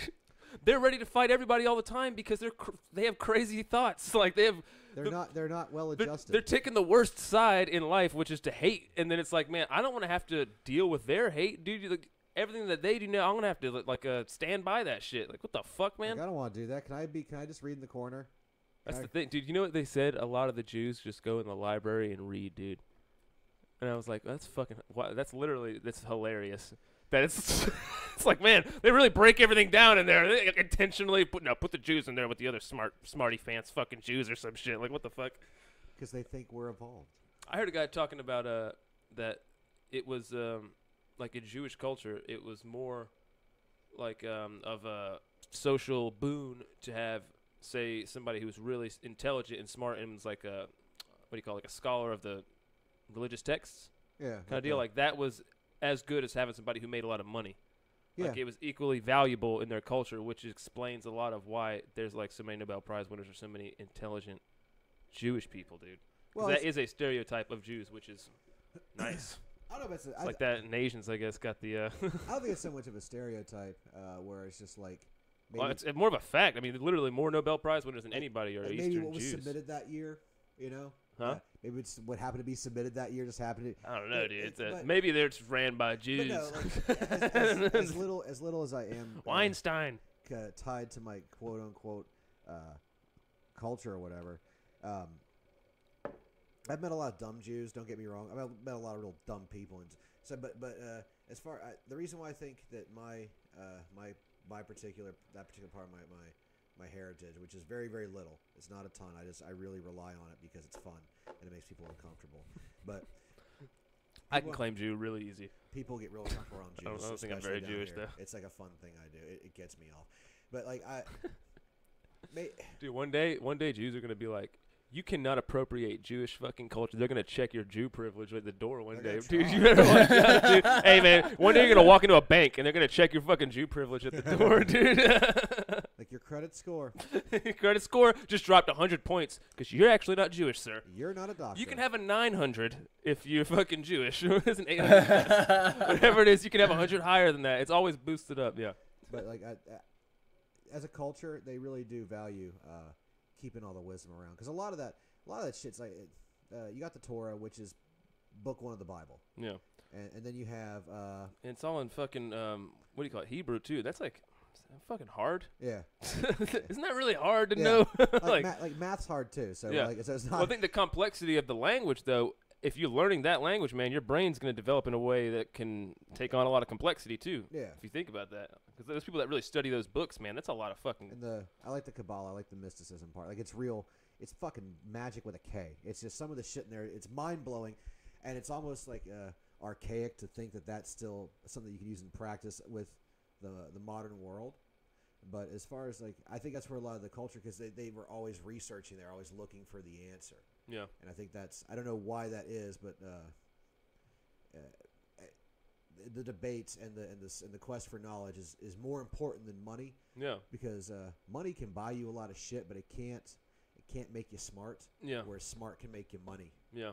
Exactly. Yeah, I was gonna say, it's just like once you reach a certain level of intelligence, it's kind of like you're looking down on the chessboard and you're just like, oh yeah, man, or like you're looking down the battlefield from above. You're just like, oh yeah, let me just move this here, and then it's like, yeah, I can easily make money. This is just things kind of fall into place in a way that's like conducive to giving you the better life. No, I wonder why is it the amount of shame in Jewish culture that prevent, like, they encourage knowledge so much, which a lot of religion, you know, like especially like with Christianity, a lot of times they try to suppress you to just be like a knowledge seeker. It's like, don't be asking questions that you don't, you know what I mean? Like, what is it that keeps people from being like, you know, reading all this shit and then deciding, oh, I don't want to be Jewish anymore? It seems like Jews have the most, what do you call it? Like when you keep someone for a long time, retention rate. They have the highest retention rate of people in their religion. Like Christianity, a lot of people leave that early. I left it early and like viciously. You know what I mean? Most people that I knew was vicious.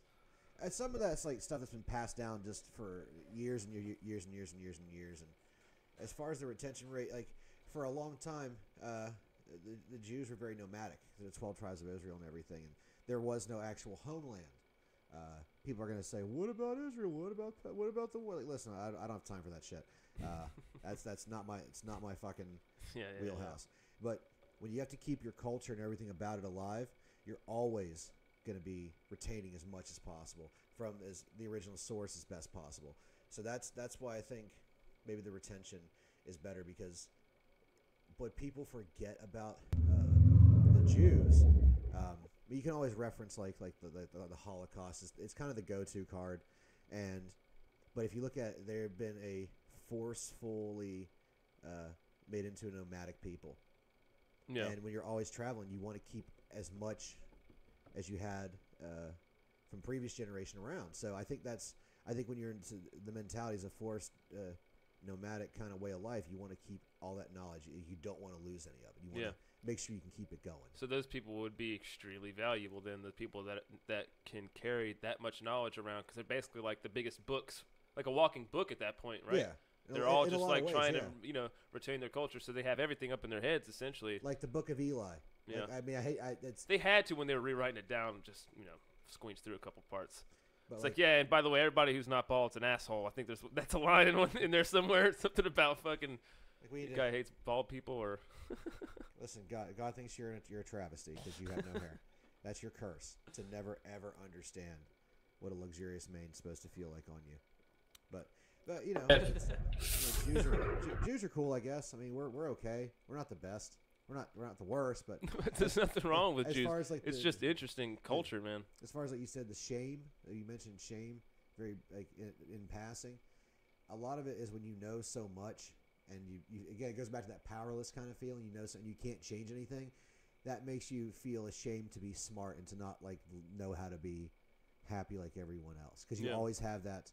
And it could be something over something trivial knowledge wise, but if you always have that knowledge that this can never happen, it doesn't defeat you, but it just puts you in a place like, fuck, I wish I wasn't. I wish I could be blissful. I wish I could feel ignorance just for 5 fucking minutes. Yeah. Instead of like realizing the horrors of the world. So I think that's where I guess there's got to be ways out, man. I feel like that's like it's almost like taking all your muscle off of you. Like you've just been putting on beer muscles or something, and you just like you feel like you have this protective armor on you, man, and then it's just all stripped off of you at one point, dude, and then you slowly have to like work out and like you have to have fortitude against the shittiness of everything, because it's like while you know the nature of it all, dude, you have to figure out some way to, I don't know if it's a trick in your head or if it's a discipline, or if it's a practice, or if it's a slow muscle that you grow over time. But there's a way to mitigate it, dude. There's a way to balance out. There is. Because there's, knowing it, like, there's some fucking quote, dude, I forget who it is, dude, but it's like the mystic floats in the waters that the psychotic drowns. And it's like, man, you're in the same realm of shit, but you have to figure out a way to be buoyant. I feel like you just quoted the Black Dahlia murder with that. No, it was Duncan Trussell from somewhere. I think it was a Duncan Trussell quote. Okay. But yeah, that's He's in Pungent Stench, isn't he? What's that? The guy you just I'm trying to make a metal joke. You talking about the Black Dahlia dude with the shorts? No, the guy that you mentioned that made the quote. I said he was in Pungent Stench, and I was just trying to make a bad metal. I just had already forgotten what I was saying. That's okay. Okay, yeah. Sorry. It's all good. It's all good. No bigs. Okay. But what was I just talking about? Fuck. About how the mystic floats when the psychotic drowns. Yeah, in the same waters. So basically, you're in the same, mental realm of like understanding the nature of things. But it's like, man, there's like a spectrum that you're on of whether you're a buoyancy spectrum, I'll call it, in these waters. That it's like, man, you either have weights on or weights off, and it's like you can figure out how to take off these lead weights, or you can just attach more weights to your body. Like once you know the nature of it, you can just go down and into the deep, murky waters of. Man, fuck it. It is all fucked up. Everything's fucking shit, man. Why should I give a fuck? I'm just going to go. I'm going to add to the shit. I'm going to create more shit, and I'm going to embrace the shit. And so I'm going to add these lead weights, and I'm going to take it on, and I'm just going to go down to the deepest fucking realm I can go to. Or, that's obviously an extreme. Or, you fucking release all the weights, and you just fucking fly right up out of the water, dude, and you're just living in the bliss realm. That's the two. We're all somewhere in the middle. with different amounts of weights on our weight belt. I think but most we people need are to struggling to keep their head above the figurative waters. Yeah, you're trying to get into the air, man. You know what I mean? But I think most people, using your analogy, I think most people don't understand that, like, I personally feel to become a better person and to get to a better place mentally, emotionally, physically, everything else, you have to put yourself through some form of actual just complete darkness, because you can't appreciate the sweet without the sour, as it was once said in that Tom Cruise movie with Jason Leigh. Yeah, I've never heard that, but Vanilla Sky. Okay. You can't have the sweet without the sour. Yeah. And it depends on how much sour you can take and how much all right, I've had enough. I need to make that change. I need to get here. But like people you begin to relish in the sour sometimes, and it's like That's where it's dangerous. And, yeah. When it becomes a little relishing, like you just like it's almost like you're like, yes, like it's like the rings fucking has you or some shit. It's like persecution in and of itself is its own reward. Yeah, exactly. And that's like scary, because people get there. And I know I've had my days, weeks, months, like even like I'm sure a few years here and there where I was there, but I always found a way to climb out. Sometimes you don't know, sometimes you know and you don't want to do it. Sometimes it just happens. So you always want to like not be in that low point, but every once in a while you have to go back to that low point. It's like getting yourself an honest reality check. Well, I feel like no matter what, something will happen. Something's going to happen to cause that to happen. There's just no way to live in a state of constant happiness, right? No, and that's the worst. To do so, you would be mad. Yeah, it's just to be continuously happy for no reason all the time is just as terrible to be sad, angry, or depressed all the time. Like you're living in extremes. You need to find balance, and sometimes it's better to be on. Like if this is the level, I'm using my arm as an example. If you're a little below, it's cool. That means you can get here. If you're up here, it's cool. You can come back down. You can even go back here, because you know and understand things. It makes things more the navigation through life a lot better. Yep. But if you're always up here, always down here, you can never know the other side. So you lose perspective and you lose the ability to effectively communicate with anything, unless it's here with you, and if it's a little above you, it's going to look down on you. And same thing on the flip side. Yeah, it's like when you're like, what's that? Go ahead, Sters. You guys think that the proportion on either side of the magnitude, let's say happiness and sadness, happiness, anger, the proportion that you can feel that is equal on either side? Yeah, it's like bipolarism, man. No, but I'm saying, like, if you can get super high and feel super happy, that you're also the type of person who feels very low lows.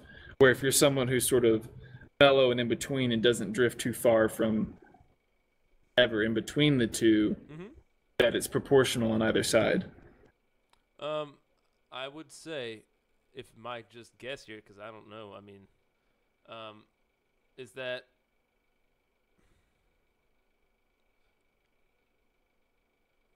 everyone's deep in thought right now. That it's not dead air. Cut out. Cut out. We just cut out on this one. I don't know, man. I think that because, like, you know, of someone who's bipolar is gonna be experiencing the most extreme versions of that spectrum. They're going all the way to both ends, basically, dude. They have the deepest lows and the highest highs. I would imagine that, like, my mom's a very emotional person. She can be overwhelmed with happiness sometimes, and also she can be like the saddest person I've ever like. I would picture her as those extremes, and I would think that yeah, man, if you numb yourself up, like if you don't want to feel any pain, dude, you're not going to be able to feel any high level of happiness, dude, because there's just nothing to compare it to. And when you do feel it, it feels foreign as fuck and doesn't feel right. Or you don't even know how to handle, or you actually like miss it. Because you could have felt that level of happiness right then, but instead your threshold is at a certain point, so the governor kicks in, the happiness governor, and you're not allowed to get much happier than this, bro. That's it for you. You're just like, wow, I should appreciate this more. You ever have a moment where you're like, man, I wish like I'm not as excited about this as I should be, or something like even during that eclipse, like it was amazing for me, dude, but it was like, man, I should feel more. Like I felt a lot, but I was like, man, this should be way more for me, dude, and it just wasn't. I'll try to answer it for you succinctly. I've been not doing great at that tonight, but I think if you're on either end, if you're in the middle or teeter between the two, I think you're more adept to living with the world. But I think if you're on either end, it's what screws you up the worst because you don't understand, most importantly, the other perspective, but the idea and the working parts of balance. It's either one way or the other, and that's where people become very dogmatic in their principles, ideas, morals, etc. If you don't know what balance is, you can never understand things, and it's very off-putting to the other side. So very let me rephrase Taoist. the question this way: do you think that you can feel the happiest of happiest without feeling? Let's say you can. Molly. You can. No, It's all about. I've never done it, but I hear you feel pretty bad the next day. I've only done really bad ecstasy. Thought I was gonna die. Yeah. Could I ever feel the? I don't think I could ever feel either or because. Here's where I sound like a fucking American Psycho. I don't think I could feel the happiest happy or the saddest sad or the angriest angry because those kind of circumstances are so rare for people because I think that we're as a species we can defend at least mentally for that for a long it would time. not be healthy for everybody in the species to be like super happy or super mad all the time, No, dude. Like you need that even I think that's balance. more damaging to someone. It's nice to be like, I wonder if this would feel better. It could, but once you hit that level, nothing will ever be there again. And the same for the low. And it's almost like you're chasing this weird sort of mental addiction for feelings. And you're stripped away of your personhood. You're just not a junkie, but you're only searching for certain things. And if nothing meets it, nothing's fulfilling. And that leads to a more negative space overall for you. Okay. And you may fall out of realms for these two. You may go to another completely different realm where you feel nothing. And that's something that like... Yeah, when you hit that baseline, dude, and people like man, I feel like we're prone to that as a species, dude, because, I feel like we're prone to it. I don't feel like it's good, but I feel like if not... That sounded real serious when I said I don't. Well... If you're like, I don't know, man, in the situation that a lot of human beings are in where we're just like fucking on a routine schedule or just like you just being that as baseline as possible is working just fine for the species itself, if you think about it. Like having drone-like baseline people who are not too happy or sad to change, because, in order to change your environment, right, you have to be uncomfortable. And you have to either want to improve it or make it worse. And so in order to take any type of action, you have to feel something. So if you don't feel anything anymore, you're not going to even care that you work a shit job somewhere, man. You're just going to keep going because it's not worth fucking quitting. It works all right. It pays good. And then you're just stuck. But that's what, for a species, if we're a big fucking species trying to survive and dominate a planet subconsciously, then that's exactly what you actually would want is drone-like motherfuckers that are just... because that efficiency comes out. Yeah. So I'm saying that's why I think we're prone to it. So that's why it's like, man, the people who can escape that are usually, there's two types of people. They're the people who are helping a lot of people or the people who are taking advantage of massive amounts of people, dude. It's usually the case, man. Yeah, no, you're right. As far as like drone... Emotional intelligence is important. It is. But as... this is going to sound real unpunk rock. I actually crave structure. Yeah. I really do. When I was younger, chaos was great. Yeah. Because you're young, you don't understand the world. Once you start to understand things and how they work, whether you understand every last facet, you get the basic ideas of things, you're going to start craving that structure. Just to build yourself, whatever it may be, to a certain level of whatever that thing is. Do you feel like that's like going into the... Man, because right now I'm really big on this idea of what if, like, man, how much of my fucking actions are being dictated by some subconscious biological thing that's causing me to do something without me even realizing it yet. And it's like, what if, man, because as I get older, I crave more structure too. I feel like maybe all of us do. Like, what? We're all just trying to get our affairs together. We want everything to be ready to go, so that way if we have offspring, there's not a lot of surprises. We have everything planned the way we want it to be. I have food. I'm going to have food in the future because we're thinking ahead. We have everything we need. We're going to have money in savings account.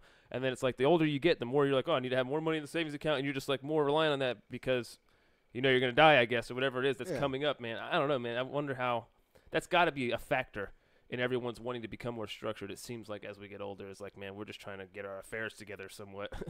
Well, biologically. You get to a point. Like, I think most creatures in general get to a point where they're like, I don't want to live in caves. I don't want to struggle. Can I just enjoy things? And then you get to that first when the structure starts to hit. There's this little halcyon period where like it's like, all right, everything's good. Yeah. And then one day like you'll have that epiphany over something small. You're like, everything is bullshit. And you want to change it, but you're like, I can't. Then you feel helpless, and then like. You ever wonder if there's a guy on a farm, like, fucking way back in the day, just homesteaded and he's growing potatoes, and he's just like picking a fucking potato up, and he's like, man, all this is bullshit. Like, do you think that ever crosses that fucking guy's mind though, or do you think that he's just like content with what's going on because he's got like shit to do, or he's got like a struggle still of having to create his own food and shit, or do you think that literally, like, I'm talking about like hundreds of years ago. There was just some fucking guy picking up a potato, just working it, that middle life that even you're talking about, that when houses were just nice and everybody was like, oh, yeah, we're actually settling down now. This is kind of good for a while before. I wonder if it's like a natural human, if it's a tendency of ours to just be like, wait a minute, all this is fucking bullshit, dude. But, like, how would that be beneficial? Maybe one species that doesn't crave comfort, stability, and safety and affection. That doesn't? That doesn't. I don't know if there is one. Oh, I thought you said we're the only one. You're saying name one. Yeah, name one that doesn't. Yeah. Every for whatever reason, we're all pushed towards a certain level of people like everything like stability, because stability doesn't necessarily bring peace, order, intelligence, whatever, but at least gives you comfort of mind to maybe continue. It doesn't. I like stability because I'm in the arts, dude. Think about it. No stability. Nobody's making music. Nobody's doing comedy. Nobody's painting. Nobody's doing any of that shit, man. Everybody's fucking watching out. I mean, maybe it's going to be hampered significantly, dude. Like, you're not going to be able to, if fucking shit hit the fan right now, to go out and tell jokes however you want. You know what I mean? So, yeah, man, it's stability's cool, but it's when it's like becomes like, if you can't shake it up and like figure out a way, can you control it, or can you contain it, or can you keep it going? Can you adjust when it's time to adjust? I think that's the scarier part, other than like realizing you're in a stable everything. It's when you can't. It's that again, that goes back to that fear of the unknown. It goes back to that. I think it's all based, every fear. It's all based around that fear of death. Not even the unknown. No, but the unknown isn't the real fear, I don't think, dude. The real fear is the real unknown isn't what happens after you die, it's how you die and when. That's the real unknown. And I feel like that whole after death shit is our way of coping with it. Of coping with it's our way with forgetting about the actual part that we're actually scared of, which is that our demise, dude. It's like any other creature, man, is only concerned about the day it's going to die. Basically, a deer's looking around every 10 seconds to wait because it knows that in its future at some point it's probably going to get eaten. It goes back to like being blissfully ignorant. If you're blissfully ignorant, you're not self-aware. When you become self-aware, everyone's like, you understand, like, all right, I'm gonna die. There's a finite amount of time on this planet for me, and I can tell you the moments where it happened for me as an adult. When things happen as a kid or as a teenager, you can kind of brush those off. But I was working a real shitty job as a shift manager at a restaurant, because working 3 jobs at the time, and still doing comedy. I was about to be homeless multiple times from my real rough patch with my dad and his wife, my former second stepmom. And I was at work, and I was overworking myself. I was working 3 jobs, and I was doing comedy, and out of nowhere, I sneezed and coughed, and I threw out my back. And I was like, wow. The fragility of life. Shit. It happened just like that, dude. Yeah. Am I gonna die jerking off in my FAP chair tonight on my computer? Elvis style. Yeah. Like, real embarrassing. So like all of a sudden things when that happens, you realize like, shit, I'm not invincible. I'm not gonna live forever. I'm a creature that can easily be taken off this planet. Yeah. That's one of those things. It fucks you up. Like it's happened to me before, but I brushed it off. Like no, I'm good. I'm gonna go through life, and I'm going to die one day, but I don't have to worry. It's going to happen one day, sooner or later, and I would rather it happen like abruptly out of nowhere. Don't we all? Yeah, just to kind of like put your mind at ease a little bit. Yeah. Christian wants to crawl into the woods and die alone. Doesn't want to die being watched. Yeah, I don't want to die in a hospital bed surrounded by a bunch of fucking people, dude. That's a huge fear of mine, actually. Yeah, I can get with that. Like, I feel like that would be the saddest way you could ever die, dude. It's like everybody just waiting. And I was like joking with Sterling, like everybody's like, "Is he gone yet?" And you're like, "Fuck you! Like, leave me alone." What about staring at me? No, I'm not dead yet. I know you got fucking soccer practice for Timmy in an hour. Jesus Christ, I'm trying to die. Maybe the saddest way is Travis the Band Travis over you calling someone who can actually help you. That's a funny, you know, Travis works as a security guard at the fucking thing. He can't legally help. I know, that's got to be... That is the worst way to die, is Travis just standing there being like, "Sorry, dog." That's the last thing you see, dude. No, fucking... Like, I'm going to call 911. I'm gonna remove myself from the situation. I know I can do some shit, but apparently the whole idea of being a good Samaritan anymore is a fucking taboo. They're like, "Help." He's like, "No, I called." They're like, "No, help. Just help me up." And he's like, "I can't." And that person is terrified, like, why can't they help? Like, that would be... I'm bleeding out. Like, well, I mean, you know, you lived a good life. Who's that worse for, the person dying or Travis? Because he's got to live on after that experience, after having to stand and watch someone die and not being able to do anything. That would be horrible, dude. Like, it could happen to him one day. I'd quit my job if that happened. That could happen to him, dude. It's a fucking huge dice roll he's taking every day he goes to fucking shift, dude. Like, potentially his whole life could be changed, dude. Yeah. You watch the old lady just die before your eyes and she's like reaching for you to help her or something. That's, I don't want to say that to him because I don't want him to really go home and be like, "Man, should I fucking rethink this job now or something?" I really don't want that to happen, man. That sounds awful. That's a fucking crazy job that he's got, dude. Yeah, like I'm a fucking prep cook, so I feel very badly for him. Yeah. Hey, but on that, I gotta head out. I want you guys to keep continuing the conversation you guys got going on there. Adam, appreciate you coming on. I wish you the best of luck in your recording your thing tomorrow. I hope people show up. Oh yeah. Yeah, it sounds like it'll be a good time. It will be. I'm ready to get this out and move on to the next record. I'm ready to retire this angry, dark, really just heavy-handed shit and like start playing around with some other stuff, some more positive things. It's still not going to be super happy. It's still going to be dark, but I want to start pushing towards something a little more not relatable, but more meaningful to me. Maybe it's whatever you are right now, man. Dude, it's good to feel differently about yourself as you progress through life as often as you can, dude, because it usually means you're like fucking checking and balancing your own fucking your own autopilot that's usually trying to go in its own direction. That's how I am, at least, man. It's like I'm starting over. Sters, hang on, I just want to let him get out here. I know he's got a heart out. Have a good one, man. Appreciate you, Thank you, buddy. Later, guys. Love you, man. Sters out, homie. And like, and like, I'm getting a second chance. I had my criminal record expunged, so now like, if I lost my job tomorrow, I could work anywhere. What do you mean you got it expunged? I had mine got expunged. Fucking, I'm sure I have some weed charges in there somewhere, but the last weed charge I got, I went to jail overnight, and they were like, "You can just charge your debit card, bail yourself out," which was crazy. Bailed myself out $560. It was like I had like $600 maybe. It was almost all my money. Bailed myself out, dude. And then I went and I had to get a lawyer and all this shit because it was like my third weed strike or something. And then fucking I had to get a lawyer and all this shit, dude. I spent like $1,000 on a lawyer, some crazy amount of money, me and my mom. And then I went to the fucking court date for this shit, dude. And the guy was just like, "Oh no," he didn't even call my name up to go up. He's like, "No, you don't even have to be here, man. It's expunged. You paid it off." Yeah. They just robbed me for $500, bro. And he took half my weed. He like claimed that less, you know what I mean, than was there. Let's go. It's a little bit of a break, not much of one, but like, now I had felonies on my record, so it was hard for me to get a job, and I just happened to luck into a decent job here in Greenville, and it was very rough getting meaningful work. So now that I'm 37, I turn 38 soon, so I'm kind of starting over financially for planning. I have to complete, because I didn't know for the longest time, like, I have no reason to plan for the future. I'm never gonna get the job that pays what I need to plan for so fucking live in the now. Who gives a shit? Yeah. And as one of the reasons why I started doing comedy, I was like, well, maybe I can make really good money doing this. Now, yeah. Nothing's more in the now than that, dude. And when I started, I was like, it's a job that no one cares about your background. That's for sure. And that was one of the better and for worse sometimes, man. Yeah.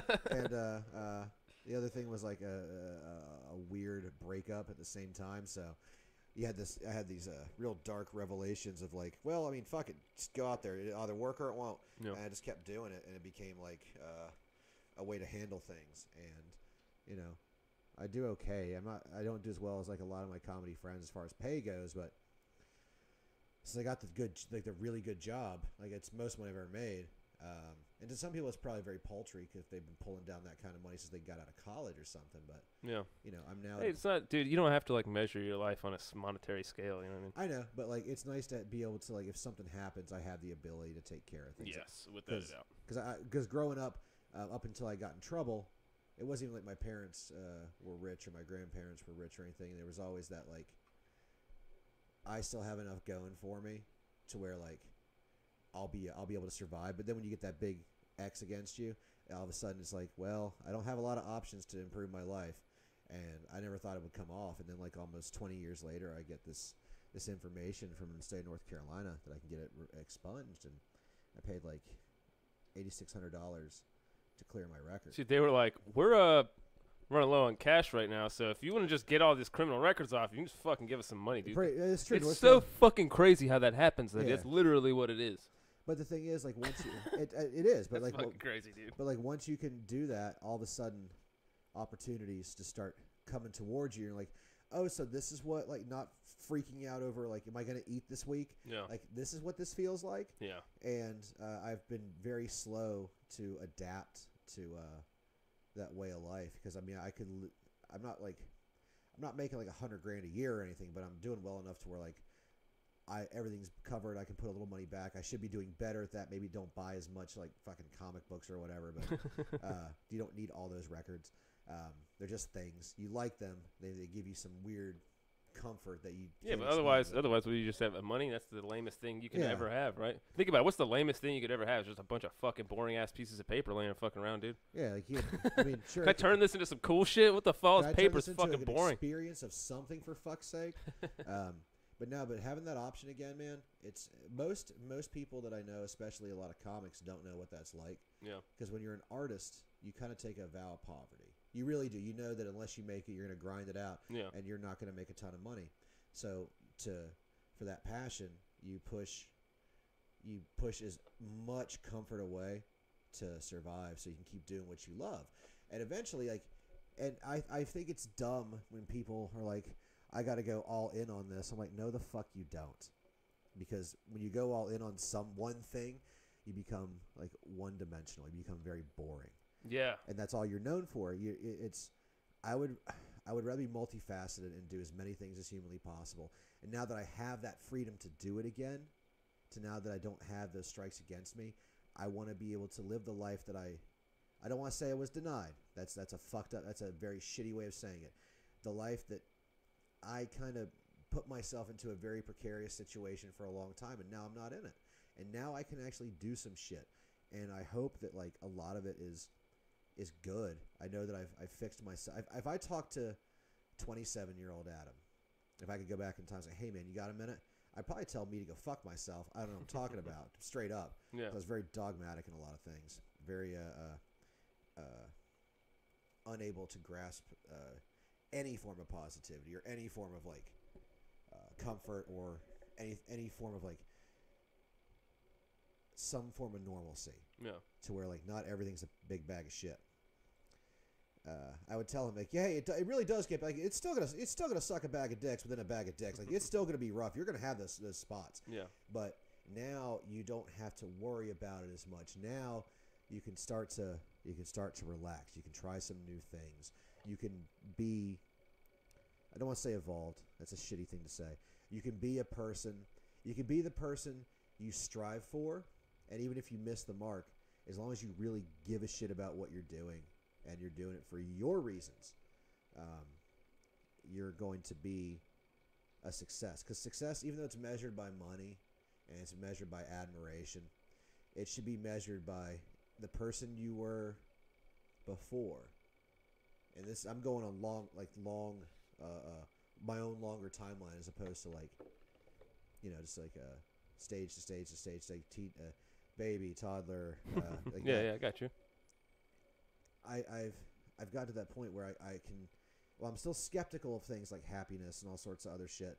I'm at least ready to bring it back into my life and to know that like I do have realistic control. Not like I control the goddamn universe, but I have realistic control of myself and what I do.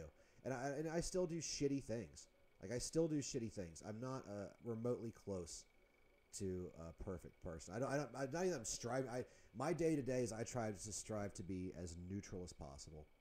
And when it matters to be on what I hope is the right side of something.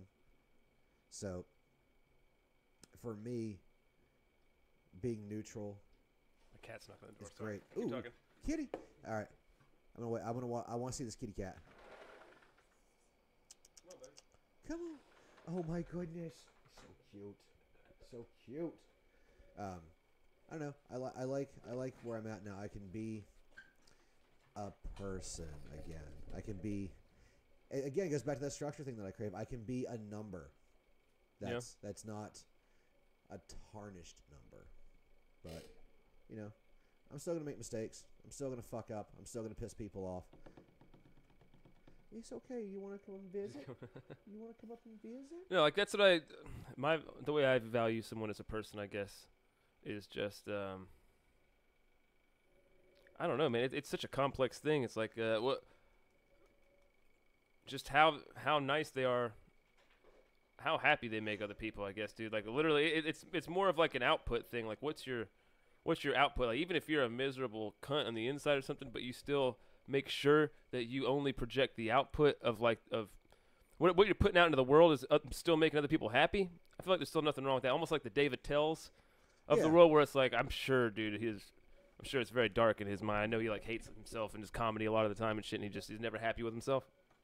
So it's like, but he's also like, I mean, giving joy to tons and tons and tons of fucking people. Yeah. So it's like, man, that might even be the greatest person, dude. Someone came to visit. Oh shit! What up, Frodo? Someone came to visit. He's ready to get some goddamn wet food in this bitch, dude. He's ready to get some.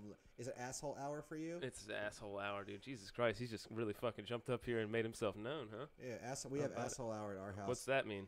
Asshole hour is when it's the hours between 9 and 10 at night. Mm-hmm. In the morning's different depending on when she wakes up and feeds the monsters, but between 9 and 10 is when they're irritable. They knock shit over. One of our cats will look at you and just knock shit off. Oh, really? He's like, feed me. He's just saying, feed me. It's time to eat, dude. I wonder if they just eat like at that time or something naturally. Or what the fuck is that about? We've kind of conditioned them to eat at a certain time, so like breaking up their morning and night. So. Oh my god, dude. Yeah. He's just walking on stuff. He's like, I'm just gonna put my weight on things and see what happens. Press around. Yes. So asshole hours between 9 and 10. And, nice. I love it because sometimes it's really entertaining. Sometimes they're fucking pain in the ass. But Daddy loves his little babies. Daddy loves all of his fur babies. Yeah, I'm a fucking cat guy too, man. You think you'll ever have kids though? No. No, that's what I'm the same way. No, dude. girlfriend's like, I don't want kids. Like, my girlfriend doesn't either, man. Nothing wrong with that. It's a rare find, huh? Yeah. For real though. She doesn't want to have the big ceremony. She wants to elope. I'm like, all right. That's what's up too. Yeah, dude, all that shit. Fucking don't even get me started on fucking marriage, man. I mean, it's like I hate that shit. Like she she's very good for me, and I think I'm very good for her. Whereas wherever she has insecurities, I can boost her up, and vice versa. Yeah. And we have this nice dependability, but not like codependability. It's like people talk about like equal relationships. Mm-hmm. Ours is to me, I feel an equal relationship. So there's no one dominates one thing. Like 1 week might be like we watch everything on Hulu for her. The next week might be we're gonna watch a bunch of kung fu movies. Shit like that. Yeah. And we'll tell the other, like, I know you're not into this, but do you want to watch it? Yeah. And we'll either say yes or no. And then if not, I could be out doing something like going to do comedy or going to go do training or like go be social with other people, which is a rarity because I'm naturally an indoor person. I don't fuck the outside. It's spiders and shit out there. I don't want to do it. There's fucking danger and sprained ankles and shit out there, man. I don't want none of that. So we have a very open. There's no give and take. It's just there's certain things that I can do that she can't do, and certain things that she can do that I can't do. So like I can't cut the grass. It's fine. I'm deathly allergic to I have to take allergy medicine like a fucking drug addict. Really, dude. Guess who's gonna follow her? Look, yeah, dude. Tori, what's up? Hey. Somebody just fucking followed us on Twitch. Oh, sweet. It does that sound. Yeah, it scares the shit out of it. That's terrifying. Yeah. What the fuck? That was a great time for it, though. Honestly, that's the fucking jumped both of our blood pressures up a little bit. Yeah, here. We're back. Yeah, my butthole puckered a little bit. Thanks a lot, man. That's a good thing, though. Thanks for the follow. Very cool. It's nice. Thanks for listening. I don't know. It's yeah, equal relationships. We have a good equal relationship. I've never her folks love me. Like her whole extended family loves me. My dad loves her. It's one of those like things that you strive for, and I have it. So everything outside of that, as far as she and I are concerned, like if she can't lift super heavy shit, guess who can? Yeah. Both of us can do things like sweep and mop, so we both do that. We can both do our own laundry. We can both clean up the house if it's something that needs to be done on the inside while she's doing like cleaning the cat boxes or something. And she says, "Hey, can you get the rest of the trash out and get it ready to go and take the thing out?" Yes.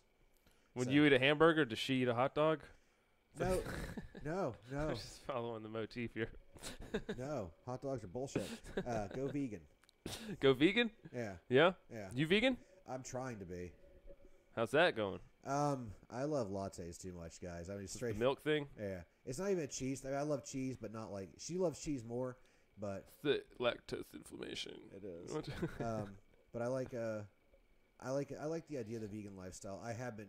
My diet used to be really fucking bad, and like other than like the Muay Thai, like if I completely changed and ate a better diet, I would be ridiculously small right now. Like I've lost like 45 pounds or whatever. I'm much smaller than I was like in February. But like if I actually really committed to it, the diet part, I'd probably be in some of the best shape. Not the best, but some of the best shape in my life. Yeah. And I like the idea of cruelty-free living. I really do.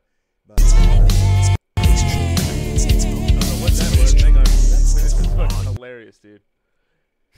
Those are designed to be going on during the prank call podcast when it's just madness anyways. So yeah, I don't know what that was, but fuck yeah, thanks. But no, like the veganism thing, like I get it. It's a good way of living. It is. I'm not. Do you like fucking watch do you supplement or anything like that? Like. No, I still eat meat from time to time. Okay. I still eat like good proteins. Yeah. But like if I have the option between like a burger from like a burger joint, or if she's making like spicy black bean burgers, I'm gonna take that spicy black bean burger every. Yeah, I'll smash some black bean burgers all day, dude. If it's like if I'm making only 5 guys can like do a burger better than a Morning Star, man. So those Morning Stars, if you do them right, they're off the chain for a frozen patty. But I mean, she makes them from scratch. Yeah. So like, oh shit, nice. Yeah, it's like all fresh ingredients. So I would rather eat that every day. Yeah. Because one, I could eat a shit ton of it, and I wouldn't gain a bunch. It would be more filling. You'd be farting so hard. It'd be healthier for me. Farting. Yeah, that's fine. Farting's cool. It helps you poop. So farting helps you poop. It pushes out the little nuggets. You know what I mean? Sometimes it's inopportune. But most of the time, it's like, oh, there's a little left in. You're good. So, it's like an air cannon. Yeah, it's good. It's good for like your heart. It's like that experiment your grandpa used to do back in the day when he'd attach all the cans together with the tennis ball inside, dude. Yeah. You remember that one? That was a classic, dude. My grandfather was a science guy, and so he would come to the school and he would like bring all these fucking. That was my one claim to fame in school. I had one day where I was the science cool kid for a while, dude, because my grandfather would do all these wacky experiments. But then every other day, I just went back to being a fucking nerd. It sucked. Be the skater or some shit, dude. You said you skateboarded too? Yeah. Yeah? When did you stop? Did you break something? I stopped. I got a really funny story for you. Let's see. I actually hurt myself worse snowboarding. I stopped skateboarding when I started getting really serious about soccer. Okay. Because I didn't want to hurt my ankles. Got you. Yeah. I mean, I knew soccer, same thing. Anything, but why take the extra risk? Yeah, dude, you're gonna fall on a skateboard. You're not just gonna break your leg in soccer. Is likely you're definitely gonna fall on a skateboard. Yeah. And I think like when I officially stopped, I tried to get back into it in college like twice. Yeah. And I was like, nope. Yeah, dude. Like, why now? I'm just gonna fuck myself up, dude. This is retarded. I don't have fucking health insurance. Exactly. If you don't have health insurance and you're skateboarding, you're a fucking asshole, dude. You're really dumb. I was gonna say, dude, like maybe my first or second time, I learned how to skate around, and so I was like, I'm gonna go to this skate park that was down the road or whatever, man. I went down there, and you know how skaters are, bro. Like they're fucking ruthless, fucking assholes, dude. Yeah. Like, dude. And I went down there and I saw those people with the wax, and I got this thing of wax, dude, and I waxed my wheels. Ooh. And I carried it over, and I was like, "What's up, guys?" And they're like, "Did you wax your fucking wheels, bro?" And they just fucking ripped on me, doing like shit on me, and I basically I couldn't even fucking skateboard on it because it literally. You don't wax your goddamn wheels, bro. But I waxed my wheels, bro, and it was like one of the most embarrassing moments of my life. It's fucking hilarious. And But yeah, I stopped when I I hit a rock on a fucking driveway, literally going like half a mile an hour, dude, and I fell and I cracked my fucking shoulder, fractured my shoulder. It was the dumbest thing, dude. I like had to walk home like broken. Yeah, dude. And it was literally like not ollie in the foreset or anything cool. It was like I was literally going half a mile an hour, and it just stopped, and I fucking shot out from under me, and I just fell directly on my arm. It was the worst thing. Yeah, it's snowboarding. I ended up breaking. Fucked up my leg, dislocated my hip, broke my nose, fucked up my jaw. That's why I have this. In my wrist. Shit, dude. That sounds like my knee. Jesus Christ. Both my knees were fucked up. Both my wrists, but this one really took the brunt of it. That sounds so like gnarly. I got scared. Do that again in the mic. Oh, dude, that sounds like like a fucking ping pong paddle or something. Yeah, it sucks. What is that? What's that sound? Like, what am I hearing? Bone on bone and popping in and out of place on my left wrist. Oh, yeah, it sucks back a day. It's not good. And then like, speaking of injuries, I stopped. I used to go to hardcore shows for a long time. Speaking of injuries, I see where this is going. Stage diving, head walking, spin kicking, windmilling, all that shit. And like one day, I don't remember the show, but I got hit really, really, really hard, and I didn't recover like I used to. Yeah. And then I tried to get back into the pit for the breakdown and everything. I got hit again. I got hit too many times in one time, and like I lost my venom, for lack of a better way. So unless it was a smaller show, I wouldn't go off. Dude, if you're like a remotely large dude, you're just a target in those things, man. I feel like when I'm in the pit, dude, if I just it depends on the kind of band you're seeing, I feel. Definitely, always that. There's bands where it's camaraderie in the pit and bands where it's like fucking. Everyone's like, oh, he's the big guy, let's kick him in the dick. Yeah, exactly. Or another big guy will like challenge your bigness or something. I see it happening all the time, dude. So what I do, I just get in there. I just jump and I just try to keep my feet off the ground because my body. I'll like jump here and I'll end up over here somewhere in the pit because I don't weigh a lot. People just throw me around and I just go with it. It's like what kind of bands are you seeing when this happens? This was. I went to see Arch Enemy was what I really went to see, but it was during this moment was Born of Osiris is when the pit was going crazy, and this is like a very pit breakdowny kind of band. They're like one of those newer. They do a lot of breakdowns with like bass drops. Metalcore, just not good metalcore. No, it's not metalcore because it's very technical. They have very good like players and shit. It's close to gent, but it's not gent because I hate gent. I'm one of those guys too, dude. It's funny. I mean, I know I come from. It's not like Animals as Leaders, even though that's good shit. Here's the thing: listen to Reflux. If you're gonna listen to Animals as Leaders, listen to Tobin's first band, Reflux. It's actually good. You can jerk off to Animals as Leaders, but listen to Reflux. It's actually good. Yes. When he's slapping the fucking like, how many goddamn strings we got on this guitar now? 18. I don't know what's going on. Just 18. That's all he needs. 18 strings. It's actually a piano. Yeah. It's how's he holding it up? Magic. Just the devil. You have to have the world's longest hand to finger like. Have you seen his Manute hands? Bowl fucking playing the thing, dude? Dude, he has like the scariest, biggest fingers. Like it's something like that. Spider-like. Like how else would you be playing this giant fucking fretboard, dude? That shit's ridiculous. Dude, giant goddamn hands. Like they're scary. He has the perfect strangle hands. Like he could just like strangle someone. He strangles two guys at once. Yeah. Strangle someone, hold a basketball up like that and dunk. No, he could strangle strangle and dunk. One person here and then like poke someone else in the eyes like Larry Moe and Curly style. Yeah. And then strangle someone else over here and like maybe like order something at like Sheetz or QT.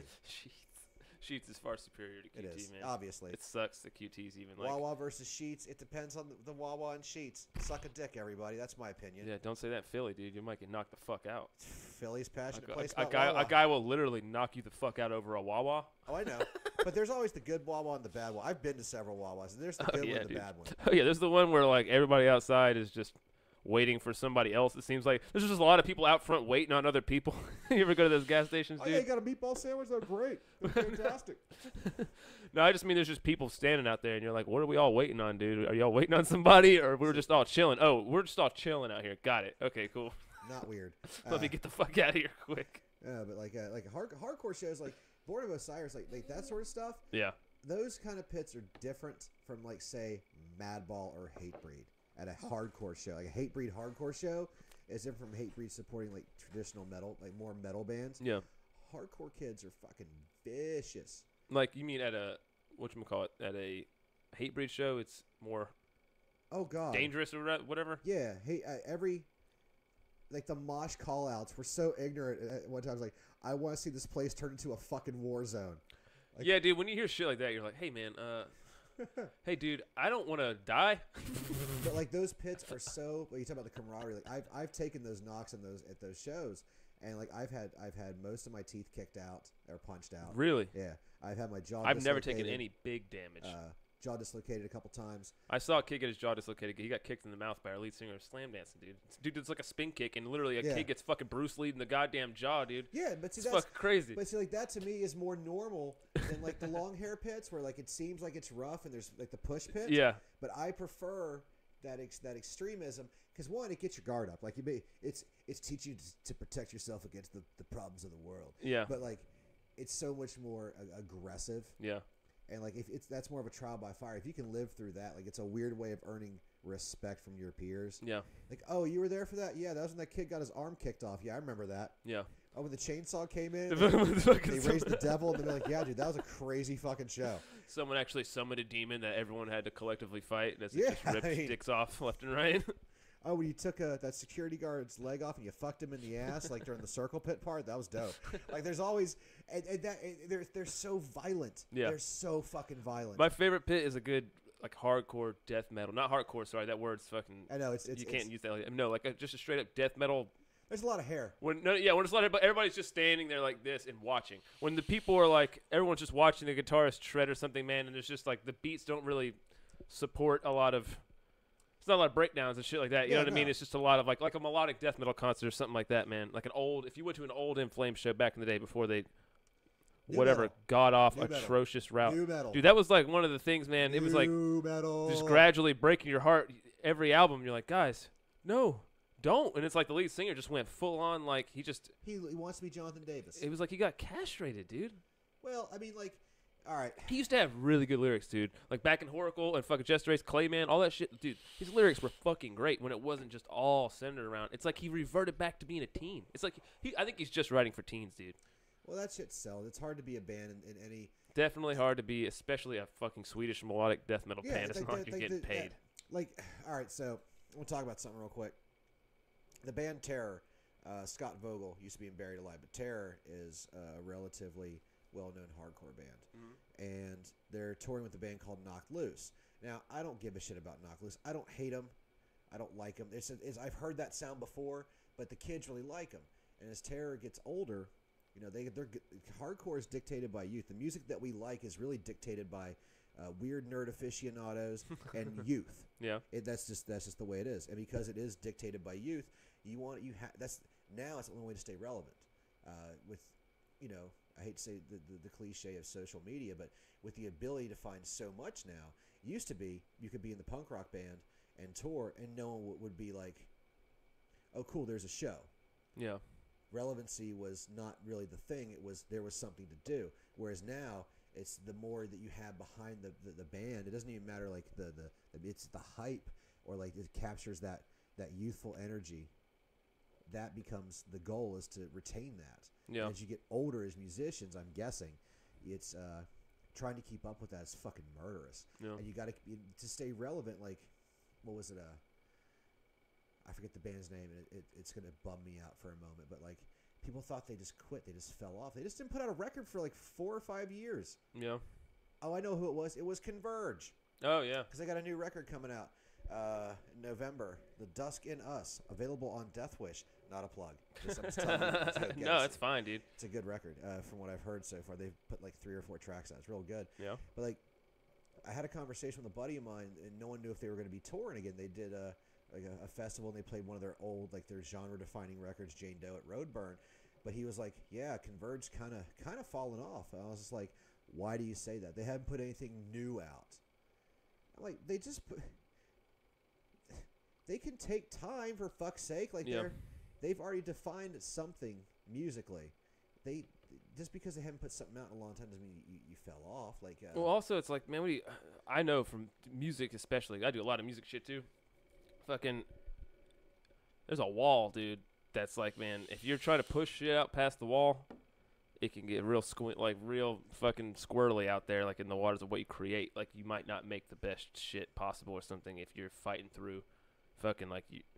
Sometimes it takes 5 years, probably, for them to be like, man, we want to put out something that's not going to be garbage, dude. We don't want to just come out with another dog shit album here. We could do that, fans. If you want us to just just push it out. But instead, if we're ready now, we're all like, nah, man, we're all feeling it. The creative juices are back. Whatever it is, you've reset your fucking creativity. Whatever it took you to get to write this new bit of material, you're there. Yeah, it was worth the wait. Yeah. That's how you got to look at it, man. And that's something that's changed over the last, I'd say, since 99, 2000. And the stuff that we listen to stay relevant, there's stuff coming out pretty much every 14 to 18 months. And when that stops, the assumption is the band's not doing anything. They broke up. Yeah. But, like, I hate that mentality. I don't mind waiting for a band that's still active-ish to be like, listen, we got some adult shit to do. Let's live our lives. They're showing another side of their life by not continuously pushing that. So. All right, so we're talking about music. Like, what are like a handful of records that came out this year that you're like, fuck yeah? Dude, records that came out this year, I couldn't tell you one, dude. Really? I'm not like I got all my old records that I basically listen to, and then right this fucking past couple of years, dude, I've been in a bubble of my own fucking shit, just creating shit, dude. I don't listen to a lot of music because they don't influence me, and I might make similar shit, like fucking, like it's a subconsciously recreate a riff or something or whatever it might be. My favorite thing right now, though, I will say, is a band called Summoning, and it's like weird fucking RPG metal. I would call it RPG metal, dude. Like Skyrim RPG? Kind of, dude, but dude, this guy does some different type of shit, man. And it's just something somebody just recently put me on it. It's like atmospheric black metal mixed with like fucking literally like RPG shit, dude. Like the album covers, it's all inspires that feeling of fantasy, like fucking mysticality. I love that fucking type of shit, man. When it comes to D&D, so you're getting into D&D. I tried the math. I didn't like it because of the math part. I'm serious. I'm just not strong in math, but like whoever the guy running it has to be fucking math whiz guy, right? Yeah, and I couldn't DM, but like, and I had trouble with the character sheet, so I was like, you're going over. I'm like, but that means I can't do. Math is hard. Yeah. It was a math thing for me more than anything else. Probably it was also not a guy that was accommodating to who you were that was running it, because the one that I did, man, he was just like, he realized that we were getting drunk and high and was fucking acting retarded and like doing dumb. I had literally a guy that I punched everyone in the dick. It was my move every time, and I would just run around and punch different guys in the dick in different ways and shit. I'd like jump off a wall and punch a guy in the dick. It was just like, how can I get more creative ways to do this? Go underneath him, punch him in the dick. It was always some fucking dick punch. But like the guy made it fun, and he just was like, yeah, whatever. I'll let you slide on some shit with your dick punches, dude. You gotta have somebody that's cool running the game. Yeah, and I was like the new kid, so I was like, I don't understand. So I get it. But, I'm not mad. Yeah. But so yeah, there's that new Black Dahlia Murder's coming out pretty soon. That should be really good. I have their first EP.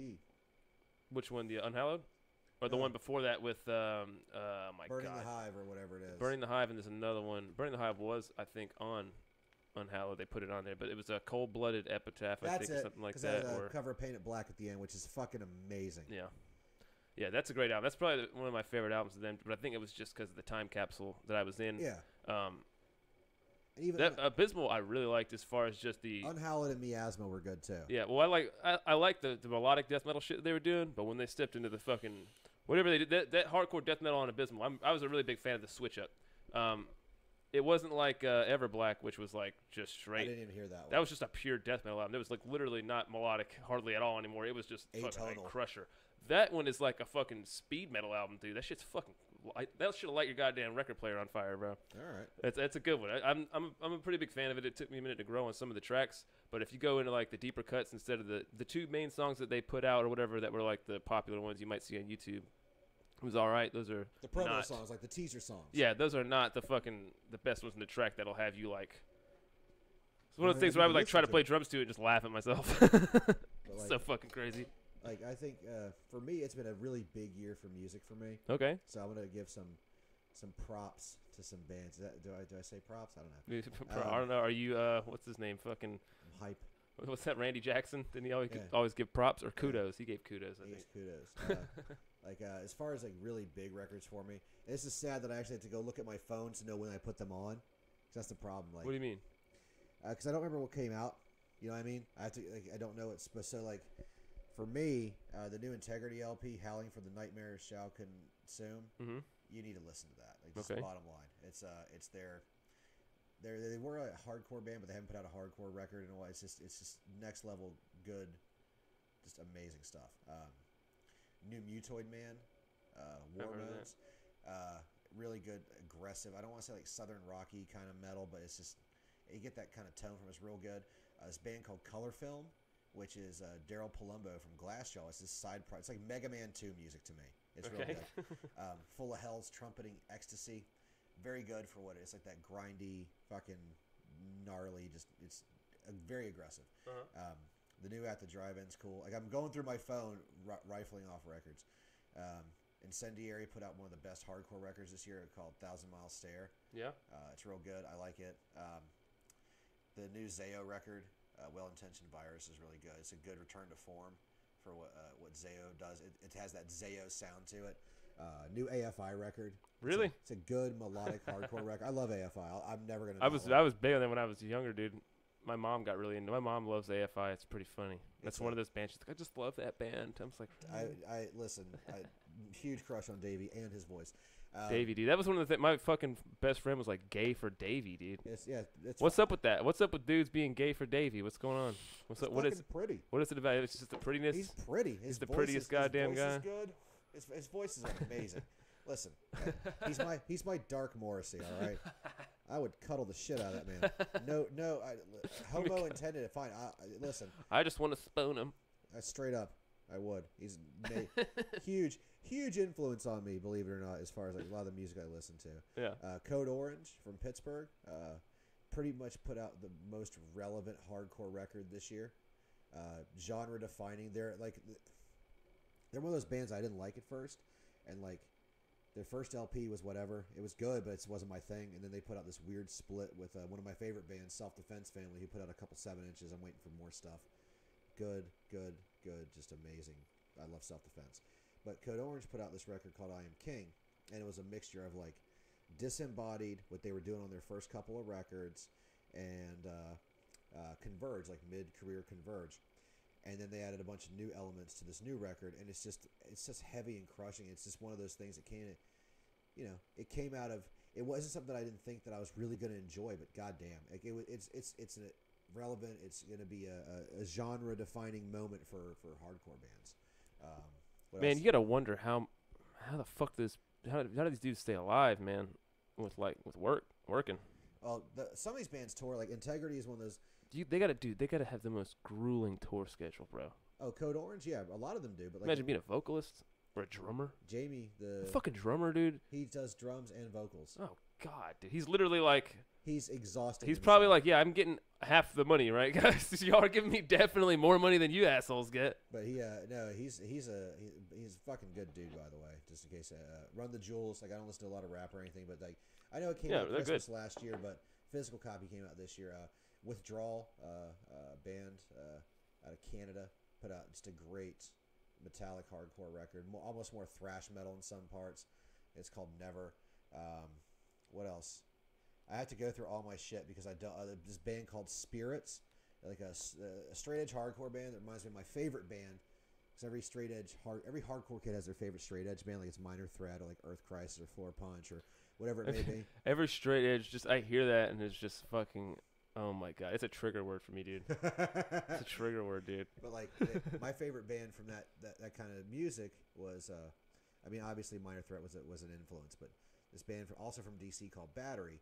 And they were a straight edge band, and they had a few straight edge songs, but a lot of they talk about being isolated. A lot of things like as a teenager I could relate to. So that's why I really love them, and I like that sound.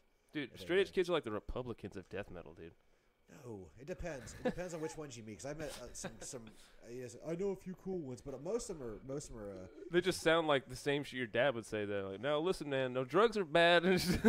Some of them are. No, I would never taste a lick out. You guys need alcohol to have a good time, man. We just want to have a natural good time, dude. But that was one thing I liked about like especially like Battery and even this band Spirits.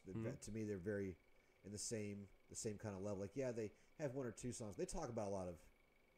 That's geopolitical bullshit, but they're saying more than just hey we're a straight edge band, this is what we like, here's a straight edge song, here's some songs about other problems in the world, here's some songs about what it's like to feel isolated from everyone, not because you're straight edge or anything, but because like you don't know what the fuck's going on, everything's changing and you're having trouble controlling it. I appreciate that, like that growing up, that's why I love Battery. That's why this band called Spirits. Integrity, they've gone through a lot of lineup changes, and my favorite all-time hardcore record, I really think, is "Humanity Is the Devil." It's first record that actually scared me. Like, it legitimately terrified. I was a teenager when it came out, and I heard it, and it legitimately terrified me. So you know what the one thing that scared me, dude? What? When I was younger, man. And this wasn't even that young. It was old 3-6 Mafia. I can hear the tones of it. Dude, like the old have you ever heard that song "Lick My Nuts, Suck My Butt"? No. Really quick, I play this on here every now and then. It's just a goddamn national treasure of a song, dude. That a lot of people just don't know about, man. It's the old school 3-6 Mafia. This lick my nuts, suck my butt, suck my butt. Lick my nuts, suck my butt, suck my butt. Lick my nuts, brilliant. Lick my nuts, suck my butt, suck my butt. Lick my nuts, lick my nuts, lick my nuts. That's all you need. No. It's one of my favorite songs of all time, dude. So that is literally one of the funniest songs you could possibly come up with. But it'll go from that to like murderers, robbers, and there's like all these body parts in my trunk, and it's like it's fucking crazy. It was like Halloween rap that they used to do back in the day, where it was like devil worship and shit, and they would talk about the devil all the time. Yeah. But then in the middle of that, you do have lick my nuts, and suck my butt. It's like, man, you switch them around. Suck my nuts, lick my butt. It makes way more sense. You're almost there, guys. You're almost Picturing like the fish in the fish tanks that like stick on the sides, but it's just on a butt, like cleaning that ass. But now I heard that record. It was sonically one of the most terrifying things I'd ever heard, and I became intrigued with it. And then I found out that there was like this other thought processes behind it. I found out about the Process Church of Final Judgment, the Holy Terror Church of Final Judgment, and occultism and darker things, darker arts, and it was very eye opening for me. So, dark arts is just it never sounds good coming out. It just always sounds nerdy when you say it. It does got now. into some dark arts. It's like okay. It does now, but no, I know. It has like no power. Like if you would have said that like fucking 100 years ago, dude, people would be like fucking dark arts, bro. Or even before before Harry Potter. Like this record came out in like 95, 96. And that's true. I guess Harry Potter did Harry Potter fucked that up for us. Dark arts is not that cool anymore. But it was tonally, and it was a shift of thought, because it was like the record's called "Humanity Is the Devil." There was literature along with it. There's a spoken word part at the end, and it was I never heard that from like a hardcore band or even a metal band or a punk band, and there was just so much behind it that like I've had a weird relationship with a lot of their records. Some of them I really love, some of them I'm just like some of them like all right, there's some good songs, but overall I appreciate like the kind of band that does what they want, puts out what they want, writes what they want, doesn't give a fuck if you like it. Yeah, I like that mentality. It's the same with like me too. Any band that does that and changes up their style to be like, let's try this. Why not? Yeah, we're not pleasing everyone out there. We're trying to put something out that we like. You hear the new Metallica album, dude? Don't give a shit. No, dude, really though, man. I haven't given a shit about Metallica. No. But I'm just saying, man. Like, they had a couple jammers on there, dude. A couple thrash tracks, like legit. They just went back to their roots a good bit, man. It's still got some of that hints of the new shit, dude. But it's got a spirit in it. There's some old Metallica spirit in those guys that like they want to let it out. They really want to be thrash again, dude. It was pretty close. I don't know. There's a couple tolerable ass songs I will say on the new Metallica album. I mean I've fallen in and out of love of genres of music because I want to dip into like I'm not a big black metal dude, so I don't. When my friends talk black metal on the internet, I'm like got nothing. I like atmospheric black metal. It's a very specific genre, I guess, where it's like a lot of reverb. It's basically just black metal with a lot of reverb and some fucking keyboards. But like that stuff, like it's I don't care about that. I don't hate it, but it's just not my. It doesn't do anything for me. Yeah. So like a lot of music just doesn't. If it doesn't do anything for me, like that's why I listened to like Crust for a while. That's why I listened to like Grind for. I wanted. Did you ever get a cattle decapitation? I tried. It's fucking intense. I saw them live, dude.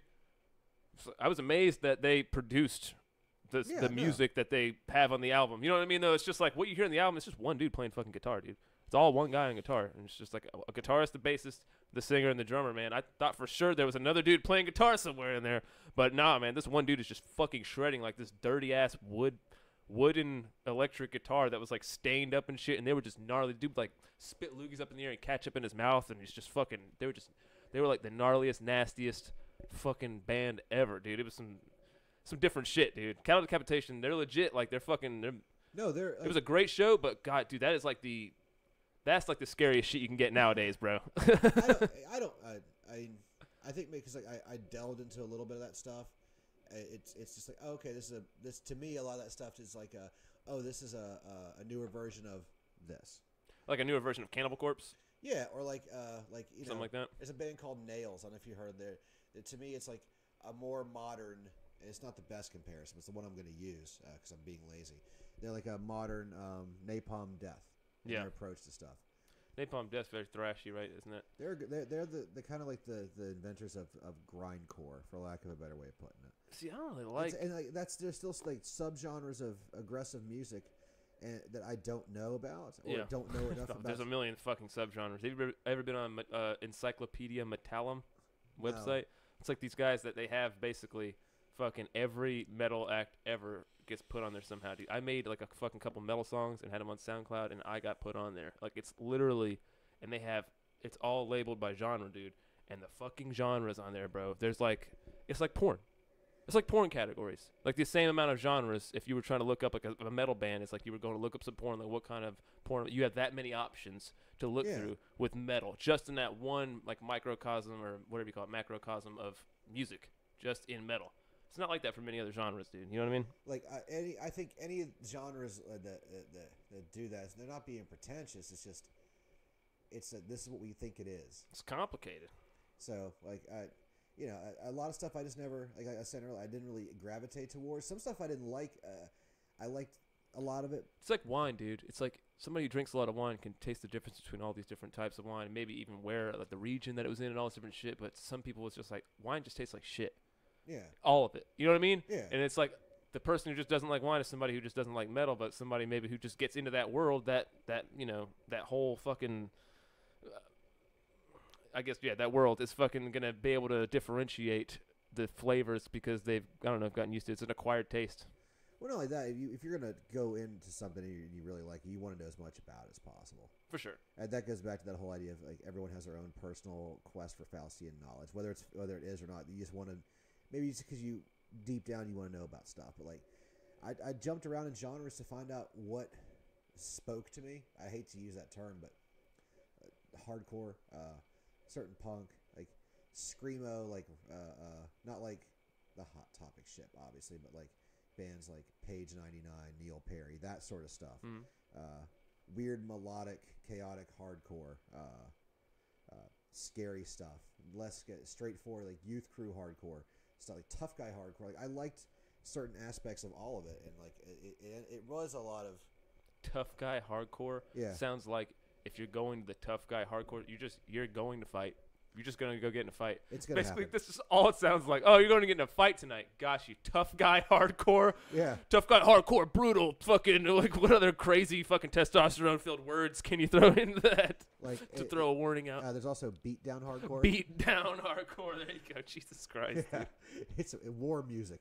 All it is. Yeah, it might as well be, dude. But like I delved in enough stuff, and I finally found like what I felt was most representative of like subgenre or regular genre, and I was just like, all right, cool. I like this stuff, and I like what I like, and I'll listen to a lot of it. Now it's just like I've heard all of it, but I don't want to say it sounds terrible to say I've heard some version of it, and I was like, okay, well I got this version of it. It's hard to get new, like brand new, especially if like melodic death metal or something, which I used to be super into, which is like supposedly the greatest. Supposedly that's the greatest melodic death metal album of all time. That's what the consensus is. Even though The Gallery by Dark Tranquillity is a really close second. But like, dude, what about Slaughter of the Soul? Slaughter of the Soul is great too, dude. But some people swear by that more than anything else. Yeah, I know what you're talking about, but I think this came out before that for one, and it's just like this is supposed to be the base model of like this is when melodic death metal started. It was the point where somebody was like, let's take death metal and combine it with Iron Maiden style melodic metal and create like I don't know, just a new genre basically. So supposedly that's what that is. I mean, I'm not gonna say fuck Slaughter of the Soul. Slaughter of the Soul is amazing, or I'm not gonna say fuck The Gallery because The Gallery might be my favorite of all. The Gallery is insane, dude. Like I don't know if you've heard of it. It's Dark Tranquillity's first. I think it's their first album. Is it their first one? Or it's probably like their second one, and they probably had because that's actually not their first. Their first one I think was Lunar Strain or something, but it was there might have been one before that too, Subterranean. Yeah, I'm trying to go deep. I'm trying not to fuck this up, man, because it's people get offended, bro. If they get mad because we can't remember the order of albums, like we're having a conversation. We're not on our phones. We're not on Discogs verifying. We're not on Wikipedia. Well, and I just don't give that much of a fuck, dude. I like the goddamn music just as much as you. Whatever. I don't have to fucking know the. I smoke a lot of weed too, guys. Okay. You know what I mean? It really boils down to not great sometimes. Exactly. Don't hold me to it. But yeah. So there's the gallery. There's that, and there's fucking. But my main point here is that all the new melodic death metal shit that comes out, like Morse Principium Est and shit like that, and what Black Dahlia was doing before is, there's a song on this album, dude, that literally sounds like it's a Black Dahlia Murder song, and I would not, if you could just play it as a Black Dahlia Murder song with a different singer, I wouldn't know the difference. Like, it sounds that much like it's the same fucking thing. And yeah, man, it's just hard. Like, it's hard to get that brand new fucking metal sound that you haven't heard yet. That's what that Summoning band did for me, dude. It was like, okay, this is just something that I haven't, something new. It was something new. And the atmospheric death metal, getting into that recently has been like, this is some new, or atmospheric black metal, sorry. Fucking is very much like, it's experiential. It's like all the songs are 10 minutes long and they're fucking I don't have time for that. I straight up don't. No, it's background music. It's what I use it for. Anything like that. Chamber music. Yeah, or just ritual music. Something, nah, dude, it's like epic shit. Like you want to fucking, I don't know, yeah, sometimes on some of those tracks are like, yeah, what the fuck is going on? Like, this is the background of a video game. Like, what's happening right now? This sounds fucking like I'm in a spaceship and, like, aliens about to come out. It sounds like I'm in Dead Space or something. Like, this is freaking me out, dude. But, like, I genre-wise, I don't want to say, I'm at that age where, like, I've heard it all before, but I haven't heard it all before. It's just like, maybe I just don't want to. Yeah. You're gonna start getting into old blues now, dude. You're going to be like, oh, you know what? Man, Zeppelin's just great, dude. It's like the route everybody goes. Do you always come back to Sabbath or something in the very end, right? No. I was raised on classical and jazz. Nice. And that, like, when I come full circle, it'll be that. Yeah. I was on Doors and fucking Floyd. But I guess why I like some of the stuff that I like is I like some of the hardcore bands. Like Candiria is a great example. It's very complicated music. Dillinger's Escape Plan. They're still like a mathcore or whatever you want to call it. You ever hear Psyopus? Yeah. Really I watched them play, dude. I'm convinced that guy has no idea what the fuck he's doing. The guitarist, he was literally crowd surfing and just like. But he wasn't missing a beat. He was. I know. I guess. I mean, I'm just saying, dude. He could just be fooling us all. Because it could have just been not sounds at all. I mean, literally, it's so complex that it's like he could just be fucking playing around, just like going for it, dude. Because if you think, dude, he was literally on his back, like flying over the crowd. It's like, there's no fucking way he's nailing this right now. But it still sounded like the song, dude. I was like, I don't know what's going on, man. He looked like he wasn't even looking at the shit half the time. I was like, what is this? Well, Dillinger would they've lit their guitars on fire and kept playing, and like I read. It still sounds the same. What's going on? I read an article for Dillinger where they did an interview where it was, but I'm paraphrasing it best. They're like, we're going to try to cram as much into each bar as humanly possible and see what we can keep replicating. Yeah. And, like, that approach to music was just, that's an insane premise. Yeah. And they can do it. Yeah. So, like, I really do love a lot of more complicated sounding bands, and I appreciate complicated music. Yeah, absolutely. And again, integrity, howling for the nightmare shall consume. Don't listen to it in a track. That's not. This is like album form. It's one of the few records recently that I can think of that like it needs to be listened as one piece of music. And I had to read someone else's review saying like, "Listen, so this band's shit is track by track. It's pretty dope, but as one piece of music, it is even better." Yeah. So like, it's one of the few things that like I'll sit and listen to from start to finish. Yeah. And it's not like I'm forcing myself. It goes, all right. And there's underlying themes throughout the whole thing, and it all ties together. And it's just and they experiment with their sound a lot on this record. And the best part is it all makes sense. Even if you listen to it, if you just pulled a track randomly, and compared it to another, none of this makes sense. But as one piece, it all makes sense. It's I'm very excited that it came out. It's probably my number one record of the year. I'm still waiting for a few things to come out, but realistically, it's gonna be my number one for the year. This Black Dahlia Murder's got one coming out soon. I probably won't. Heard a track off of it. It's fucking banger. I might take a listen to it. I probably won't. It's a live only, I think, version right now, but it's definitely got like one of those riffs in it that's like, ooh, that's a good riff, bro. Like Yeah. whoever thought of that one, ooh, I'm gonna like you want to keep hearing that one over and over again in the song. It's that good of a riff. But, I like, love that shit. It's there's things I like, and like like I said, I love those first couple Black Dahlias. Then I just stop listening. Yeah. That's the thing. I'll get bored with. Well, they things. changed their genre almost completely in metal, like halfway through, dude. They went like from melodic death metal to almost with Ever Black. It was just like that was atonal. That was completely death metal album, fast, aggressive death metal. It was, like I said, it sounds like two different bands almost, man. But I like when there's a few bands that have been able to pull that off, and I'm just gonna name some off real quick that for the people listening. A band called Cave In. Huge difference between Until Your Heart Stops and Jupiter. Like huge, and they're In Flames. In Flames is one, but that's not for the good. No. Band from North Carolina called Code 7. Mm-hmm. They did it. They went from being like a melodic hardcore band to. And it's still good, you're saying? Yeah. That's the point? Got you. And they became Muse, like North Carolina's Muse, basically. Okay.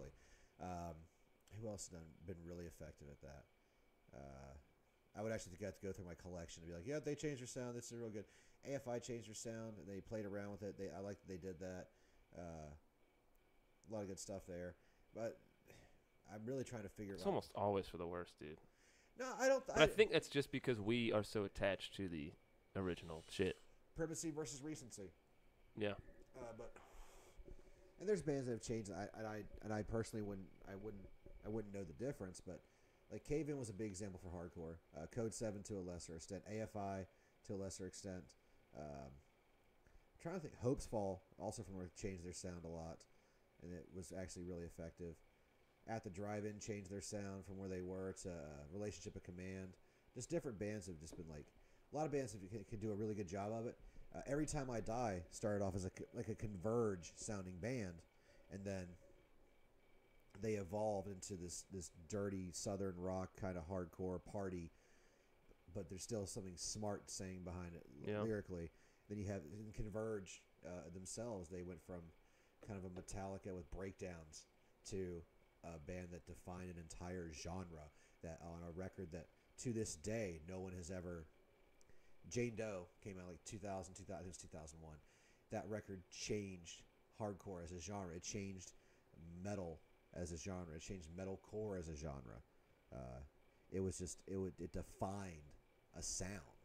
And a lot of the bands that came from at least the scene that I grew up in did a lot of those records. And so like that's why metal's very foreign to me. Mm-hmm. What do you mean? Because like I came to hardcore from punk rock. Oh, got you. It was all fast, speed, something to say. Yeah. Not really big like New York hardcore kind of stuff. Even the Fast Boss and stuff like In My Eyes, SSD, like even to some extent Slapshot. You got like New York, you got like a Warzone, you got your Cro-Mags, you got your Madball, Sick of It All, stuff like that. That's more punk rock. That's more, for lack of a better term, street level. Mm-hmm. And that's how I got into like hardcore for like the music, the message, the whatever. And so like metal to me was very, very foreign.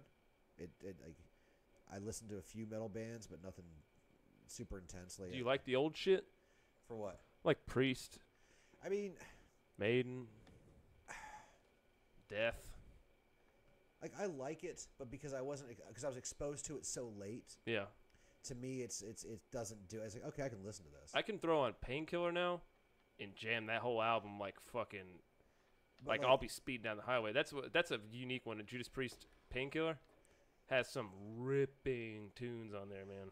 But like where some people were like, because I was still like delving into metal, I got more into crossover and thrash. Yeah. So like DRI, huge thing for me. So I would rather listen to DRI and any DRI clones. Yeah. I'd rather listen to stuff like that than straight up metal, because it's just not my best friend in the entire world. He got into hardcore through metal. Yeah. So we never argued.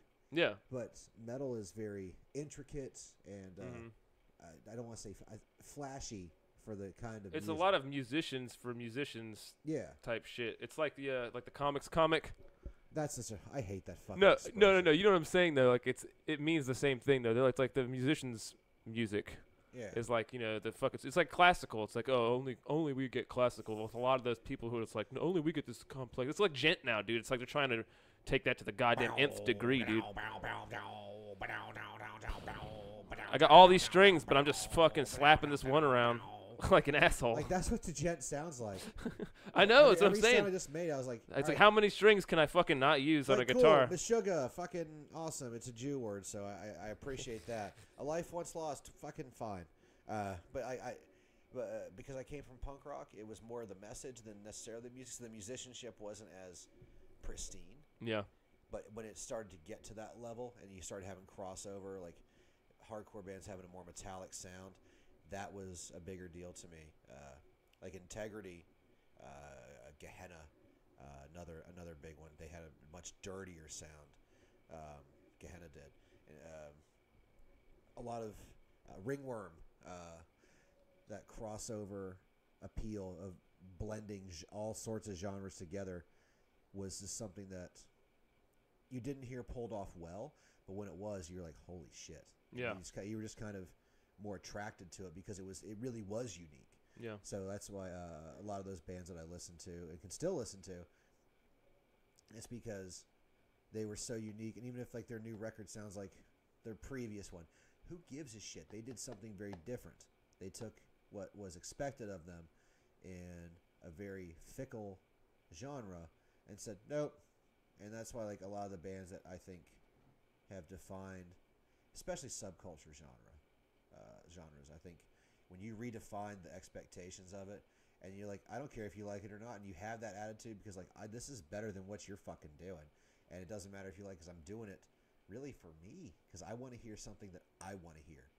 Yeah. I think that's when the best art comes out, dude. Yeah, you know what I mean. It's here. Process as you will. Oh, you love it? Cool. Oh, you don't? It's fine. I'm not gonna change for you. Yeah. So. Yeah, that usually takes a while. A lot of that type of art is appreciated in antiquity, like after the fact. Yeah. You know what I mean? So hopefully, like, when the purge happens, and everything starts to get back to normal 20 years later, we'll see some of the stuff that like when we all go back to tribal. Yeah. To tribes of 125 or less. Yeah, when that happens, then all of a sudden the music that's that'll be there to kind of blow minds and do stuff. I don't know. I'm starting to gas out at this point. No, dude, you're good, dude. We did 3 hours. Oh Jesus Christ! Is this one of your longer ones? For serious bullshit, yeah. It was great though, dude. I had a great time. I did too. Fucking on behalf of me and Sterling, Mr. fucking Adam Shulte here. Hey! Let's do a pound on the thing for everybody to see. Fist bump. Fucking. I'm really here. This isn't FaceTime. I'm not on camera. One more time. Tell them about tomorrow. All right. Tomorrow, I'm recording my second comedy album. It's called Coffee and Triggerettes. It's legitimately the darkest stuff that I've written. It's gonna be 45 minutes to an hour. I forgot to mention this earlier. We went off on tangents because of the Vegas thing. I had to cut my mass shooting stuff, so I decided to focus my efforts on like suicide and my thoughts on it. I think it's going to turn out better. I still have like 2 mass shooting references. I still got to get a little bit of it in there. Because I feel like... I'm not scrapping all the material, I'll do the push for the record or the recording in a minute. But I feel as not only as an artist, and I throw in that term around very loosely, or as a comic, I think if the more dangerous thing of the whole too soon mentality, I think if you don't acknowledge it, and you try to stay away from the good and the bad. If you can't acknowledge both, whether it's a miracle or a tragedy, there's ways to approach everything. And if you're not, and as an artist, if you're not pushing yourself and you're kind of doing the same thing over and over and over again, you're just a production line. It's just you're pushing the same thing out. You have to push yourself to become better at whatever your craft is. Yeah. And as a comic, I know that the difference between myself and a lot of other comics in the area is I talk about legitimately a lot of dark stuff, and I'm not doing it because it's trying to be edgy or anything. It's one of those things like it's thoughts that go on in my head, good, right, wrong, or indifferent, and you get to this point where it's like either you feel alone or you have to address these problems, because if you don't, when something even worse happens, you don't know how to react to it. So I prefer focusing on, at least on this record, like I said, I'm trying new stuff, trying to be more positive and upbeat. It's still going to be dark as shit, but this one is really, it's me, it's very personal, this one, because the big thing, the suicide stuff is very personal, because anyone that's ever been through that kind of mental anguish of in that decision of trying to take your own life, like, I value people that struggle with that, because I understand it. I did it myself for a long time. I'm in a much better place now. Hear all about it. Right at the radio room, the world famous radio room in Greenville, South Carolina, where Adam Shulte, that's me, will be recording Coffee and Triggerettes. Hear me let go of my anger. Feel the hugs that my father never gave me emanate throughout the room. But it's. I think there's a point in time to say things, and I'm happy that I pulled certain material out, because I think it's gonna be a stronger record, and some of the stuff I had to pull out, I'm gonna do next year. Yeah. One, realistically, bad timing. It really was, because it was very vicious. Yeah. But it gave me time to work on it and to soften it up a little bit. But with it being kind of the wrong time too, I didn't want people to think that I didn't care about. Yeah, I got you, man. I'm still going to talk about certain aspects of the feelings towards those things, but this record, I'm very, very happy to have Mark Viola and Blair Nias there, and Todd to host the thing. And the overall theme, if anyone wants to wonder, because I think we're going to live stream it. We're going to record the audio, we're going to film it, put it up on YouTube or something, and live stream and all that good stuff. But the overall arc that I hope that I can convey from the whole thing is that, yeah, everything is bad.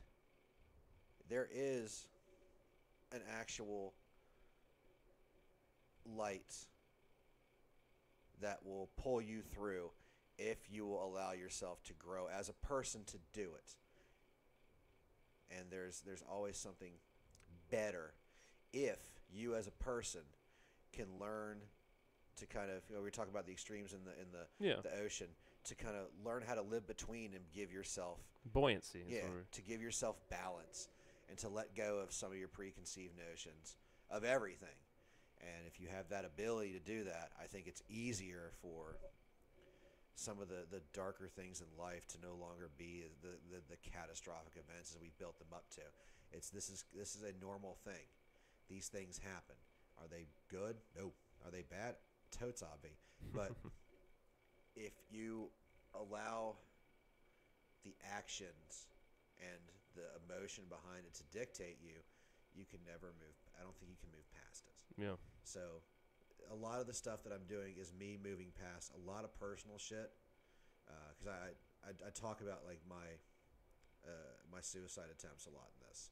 There's a lot of them. It's very introspective, I hope, and it's very personal. So, this is my I'm gonna grow as a person record, and I hope it's conveyed well. And I know the other comics are gonna do very well at their material, because they're all solid, but this is my way of getting over a lot of shit that I had to deal with for a very, very long time in my life that I kept, thankfully, off social media. I put the random angry post on Facebook, but like, everything sucks.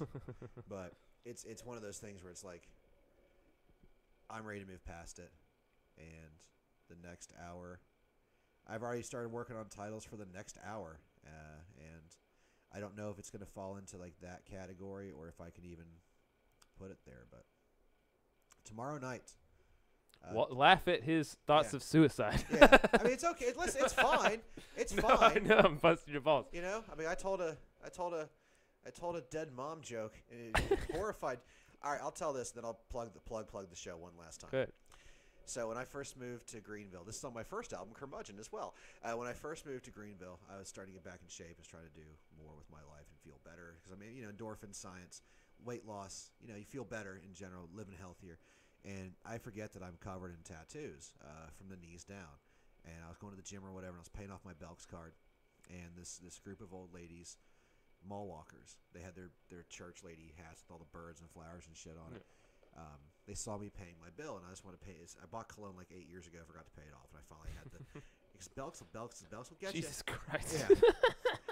So I went to go pay my Belks bill at the mall, and that's tough. This old lady asked me, and the joke gets rougher, but I'm just gonna finish it. Who gives a shit? I haven't done it in forever, so I forgot. But I'm trying not to punch it up, but I'm trying to make it still sound funny. So you should remember your craft if you're a comic, and I'm doing a bad job of it. Anyway, so I've got these shitty gym shorts, this shitty hoodie on, tattoos ablazing. Don't care. I'm just going to go to work out at Planet Fitness or whatever. And this old lady walks up to me and she goes, "What would your mother say about all those tattoos? Like, what would she say if she saw those right now?" Something to that effect. And I replied, because I just want to pay my Belks bill. I was like, "I don't know. Why don't you ask her in 3 months when you're both in heaven?" Nice. And she was horrified, as most people should be. Yeah. She was not happy. Yeah, you got creative with that. And this lady, the head of the Hydra that was that church lady group, I'm assuming her name was Agnes. She started screaming at me, "What would Jesus do?" I was like, "What would Jesus do?" And I said, "I don't know. Fucking hang there and bleed a lot. We're not following each other on Twitter. We're not Facebook friends." What would Jesus do? He wouldn't be a judgy old cunt in the middle of Belks. That's what Jesus wouldn't do. He's probably not worried about my fucking leg tats. Yeah. It was just, and it was such a dickhead reply to it. Yeah. And then, like, you know, that's a dark fucking joke, and it does well. Because I actually tell the story in a much more conducive, energetic, smiley kind of way. And I had a follow-up line that really upset people. Because I looked like, yeah, I know it's a dark joke. Mm-hmm. But it's a smart joke. It really is. You got to admit it, because I fucking nailed it. No, I like that. Because I was talking about Jesus, when I start stretching my eyes, I fucking nailed it. So I pulled my hands out. And it's like, see, there's a visual portion to it, too. And it's all sorts of levels. It's multi-levels on this crucifixion. Yeah. And, but, like, that was the first album, was just to prove that I could do an hour faster than anybody else around me. That's what it was. Like, I can do an hour. Everyone was like, "No, you can't." All right, well, I'm going to fucking prove it. So I did it. This one is one of those, all right, you did the first thing. This one is get rid of as much of your venom, because that creativity for anger and depression can only go so far. There's a cutoff point. You got to explore other avenues of your life and appreciate and look at those and analyze them. So this record is me at my darkest. And 8 o'clock at Radio Room. You gonna have like it on iTunes or anything like that? It's gonna be a way, because we got a lot of people that are just dotted around the map that listen. So I'm saying if I can compress the files for the first record, I'm just gonna give it away. I'll make a physical copy eventually. I'll probably put both of them on the physical copy, and the second one will be ready when it's ready. And you know, after this one, I'm gonna push towards something different, but kind of the same, but new. And I'm trying to get more personal with everything, because like there's a lot of things that are going to be coming in my life very soon that I'm going to be questioning, and I think it's time that I'm at that age where if I'm going to do this comedy thing, it needs to come from a place of no longer giving a fuck about being popular, and no longer giving a fuck about, am I going to get a special? Am I going to open for this person? Like it's now going back to where I want it to be for me. Yeah, just you doing your shit, whatever the fuck happens. And hopefully it works, and if it doesn't, I mean, I have a good job to fall back on. Yeah, I can still do other stuff and still maintain a life that I think is worth living. That's what's up, man. There you go, dude. Thank you. Adam Shulte, everybody. Yeah! But yeah, fucking when you do put it out, when it does, if you like do a digital version or something, I'll fucking... Yeah, that's fine. We could do another cast or something, or we could just I'll drop it in here. Either way, I'll put information in the notes about tomorrow. If you can make it. Go down and check them out. You said 8 o'clock. Fucking doors 8 o'clock at Radio Room. Radio Room. In Greenville, South Carolina. Is there a cover or anything? Shows at 8:30. Show starts at 8:30. We're gonna start rounding up. If you're by yourself, $7. Got you. If you bring a friend, 2 for 5, 2 for 10. Got you. So like, I mean, I don't need 1,000 people there. I'm not trying to get rich. I mean, money would be cool. I want to make sure I pay the people that help me out with this. I really do. Absolutely. But I mean, if you want a darker perspective and how someone got through it, that's the best way to describe this record. And you know, come on out, have fun. There's no Walking Dead, there's no sports. So last record I started on the night The Walking Dead premiered. Yeah. And I had several people like, can't make it, Walking Dead. I'm Yeah, like, of course, fucking hate you. Yeah. At least it wasn't Game of Thrones. So yeah, the Walking Dead thing, man. That's a whole fucking podcast. But yeah, man, I'm very happy to get this cathartic bullshit out there and see if people like it, and maybe work towards the next thing. And realistically, if everyone's wondering, and maybe to some people's much perceived and much needed happiness, I may take a break for a while just to focus on like my physical health and reassess. But I'm not gonna disappear completely. But I might take a couple weeks off to regain, because I know this is going to drain me. I know how I felt after I did the first one. Well, yeah, it's also a lot of like mental fucking getting prepared and shit like that. It's tiring, mentally tiring, and emotionally. Like, I know I keep going on and on, but the first record, before I did it, my dad almost died. I said myself and Andy Cummins, another comic, probably kept me sane from I thought I almost watched my dad die in front of me because of the relationship that he and my former stepmom that he was dealing with. I thought I had leukemia. I watched my girlfriend's dad die in the hospital. So that whole record came from a very, very painful place. And I never, after I did it, I was drained for a couple weeks, especially creatively, but emotionally I just been put through the fucking ringer after I put that record out. And some of those lingering feelings stayed way too long, and I just kind of gravitated back towards those. It's I'm never going to fully get rid of them, but this record is my chance to flush, I don't want to say toxins, but to flush a lot of that bullshit out. Your discography in the future will be all of the phases of mourning, where it's the initial sadness, disbelief, then the anger. Oh yeah. Then after this one's going to be the catharsis, and then eventually you'll have the acceptance, and then you'll just be a happy fucking guy at the end.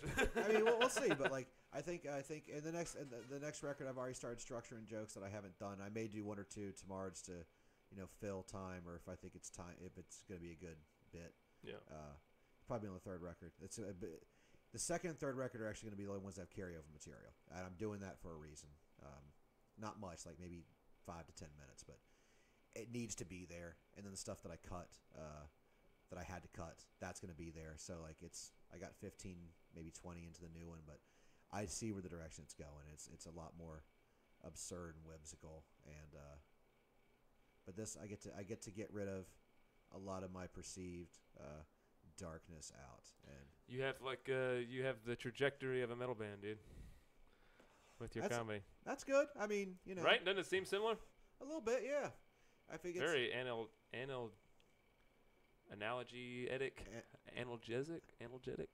analytic. Just everything just sounds like something to do anal. with ass has fucking. anal. It all has to do with some butt fucking, dude. But thanks for listening, guys.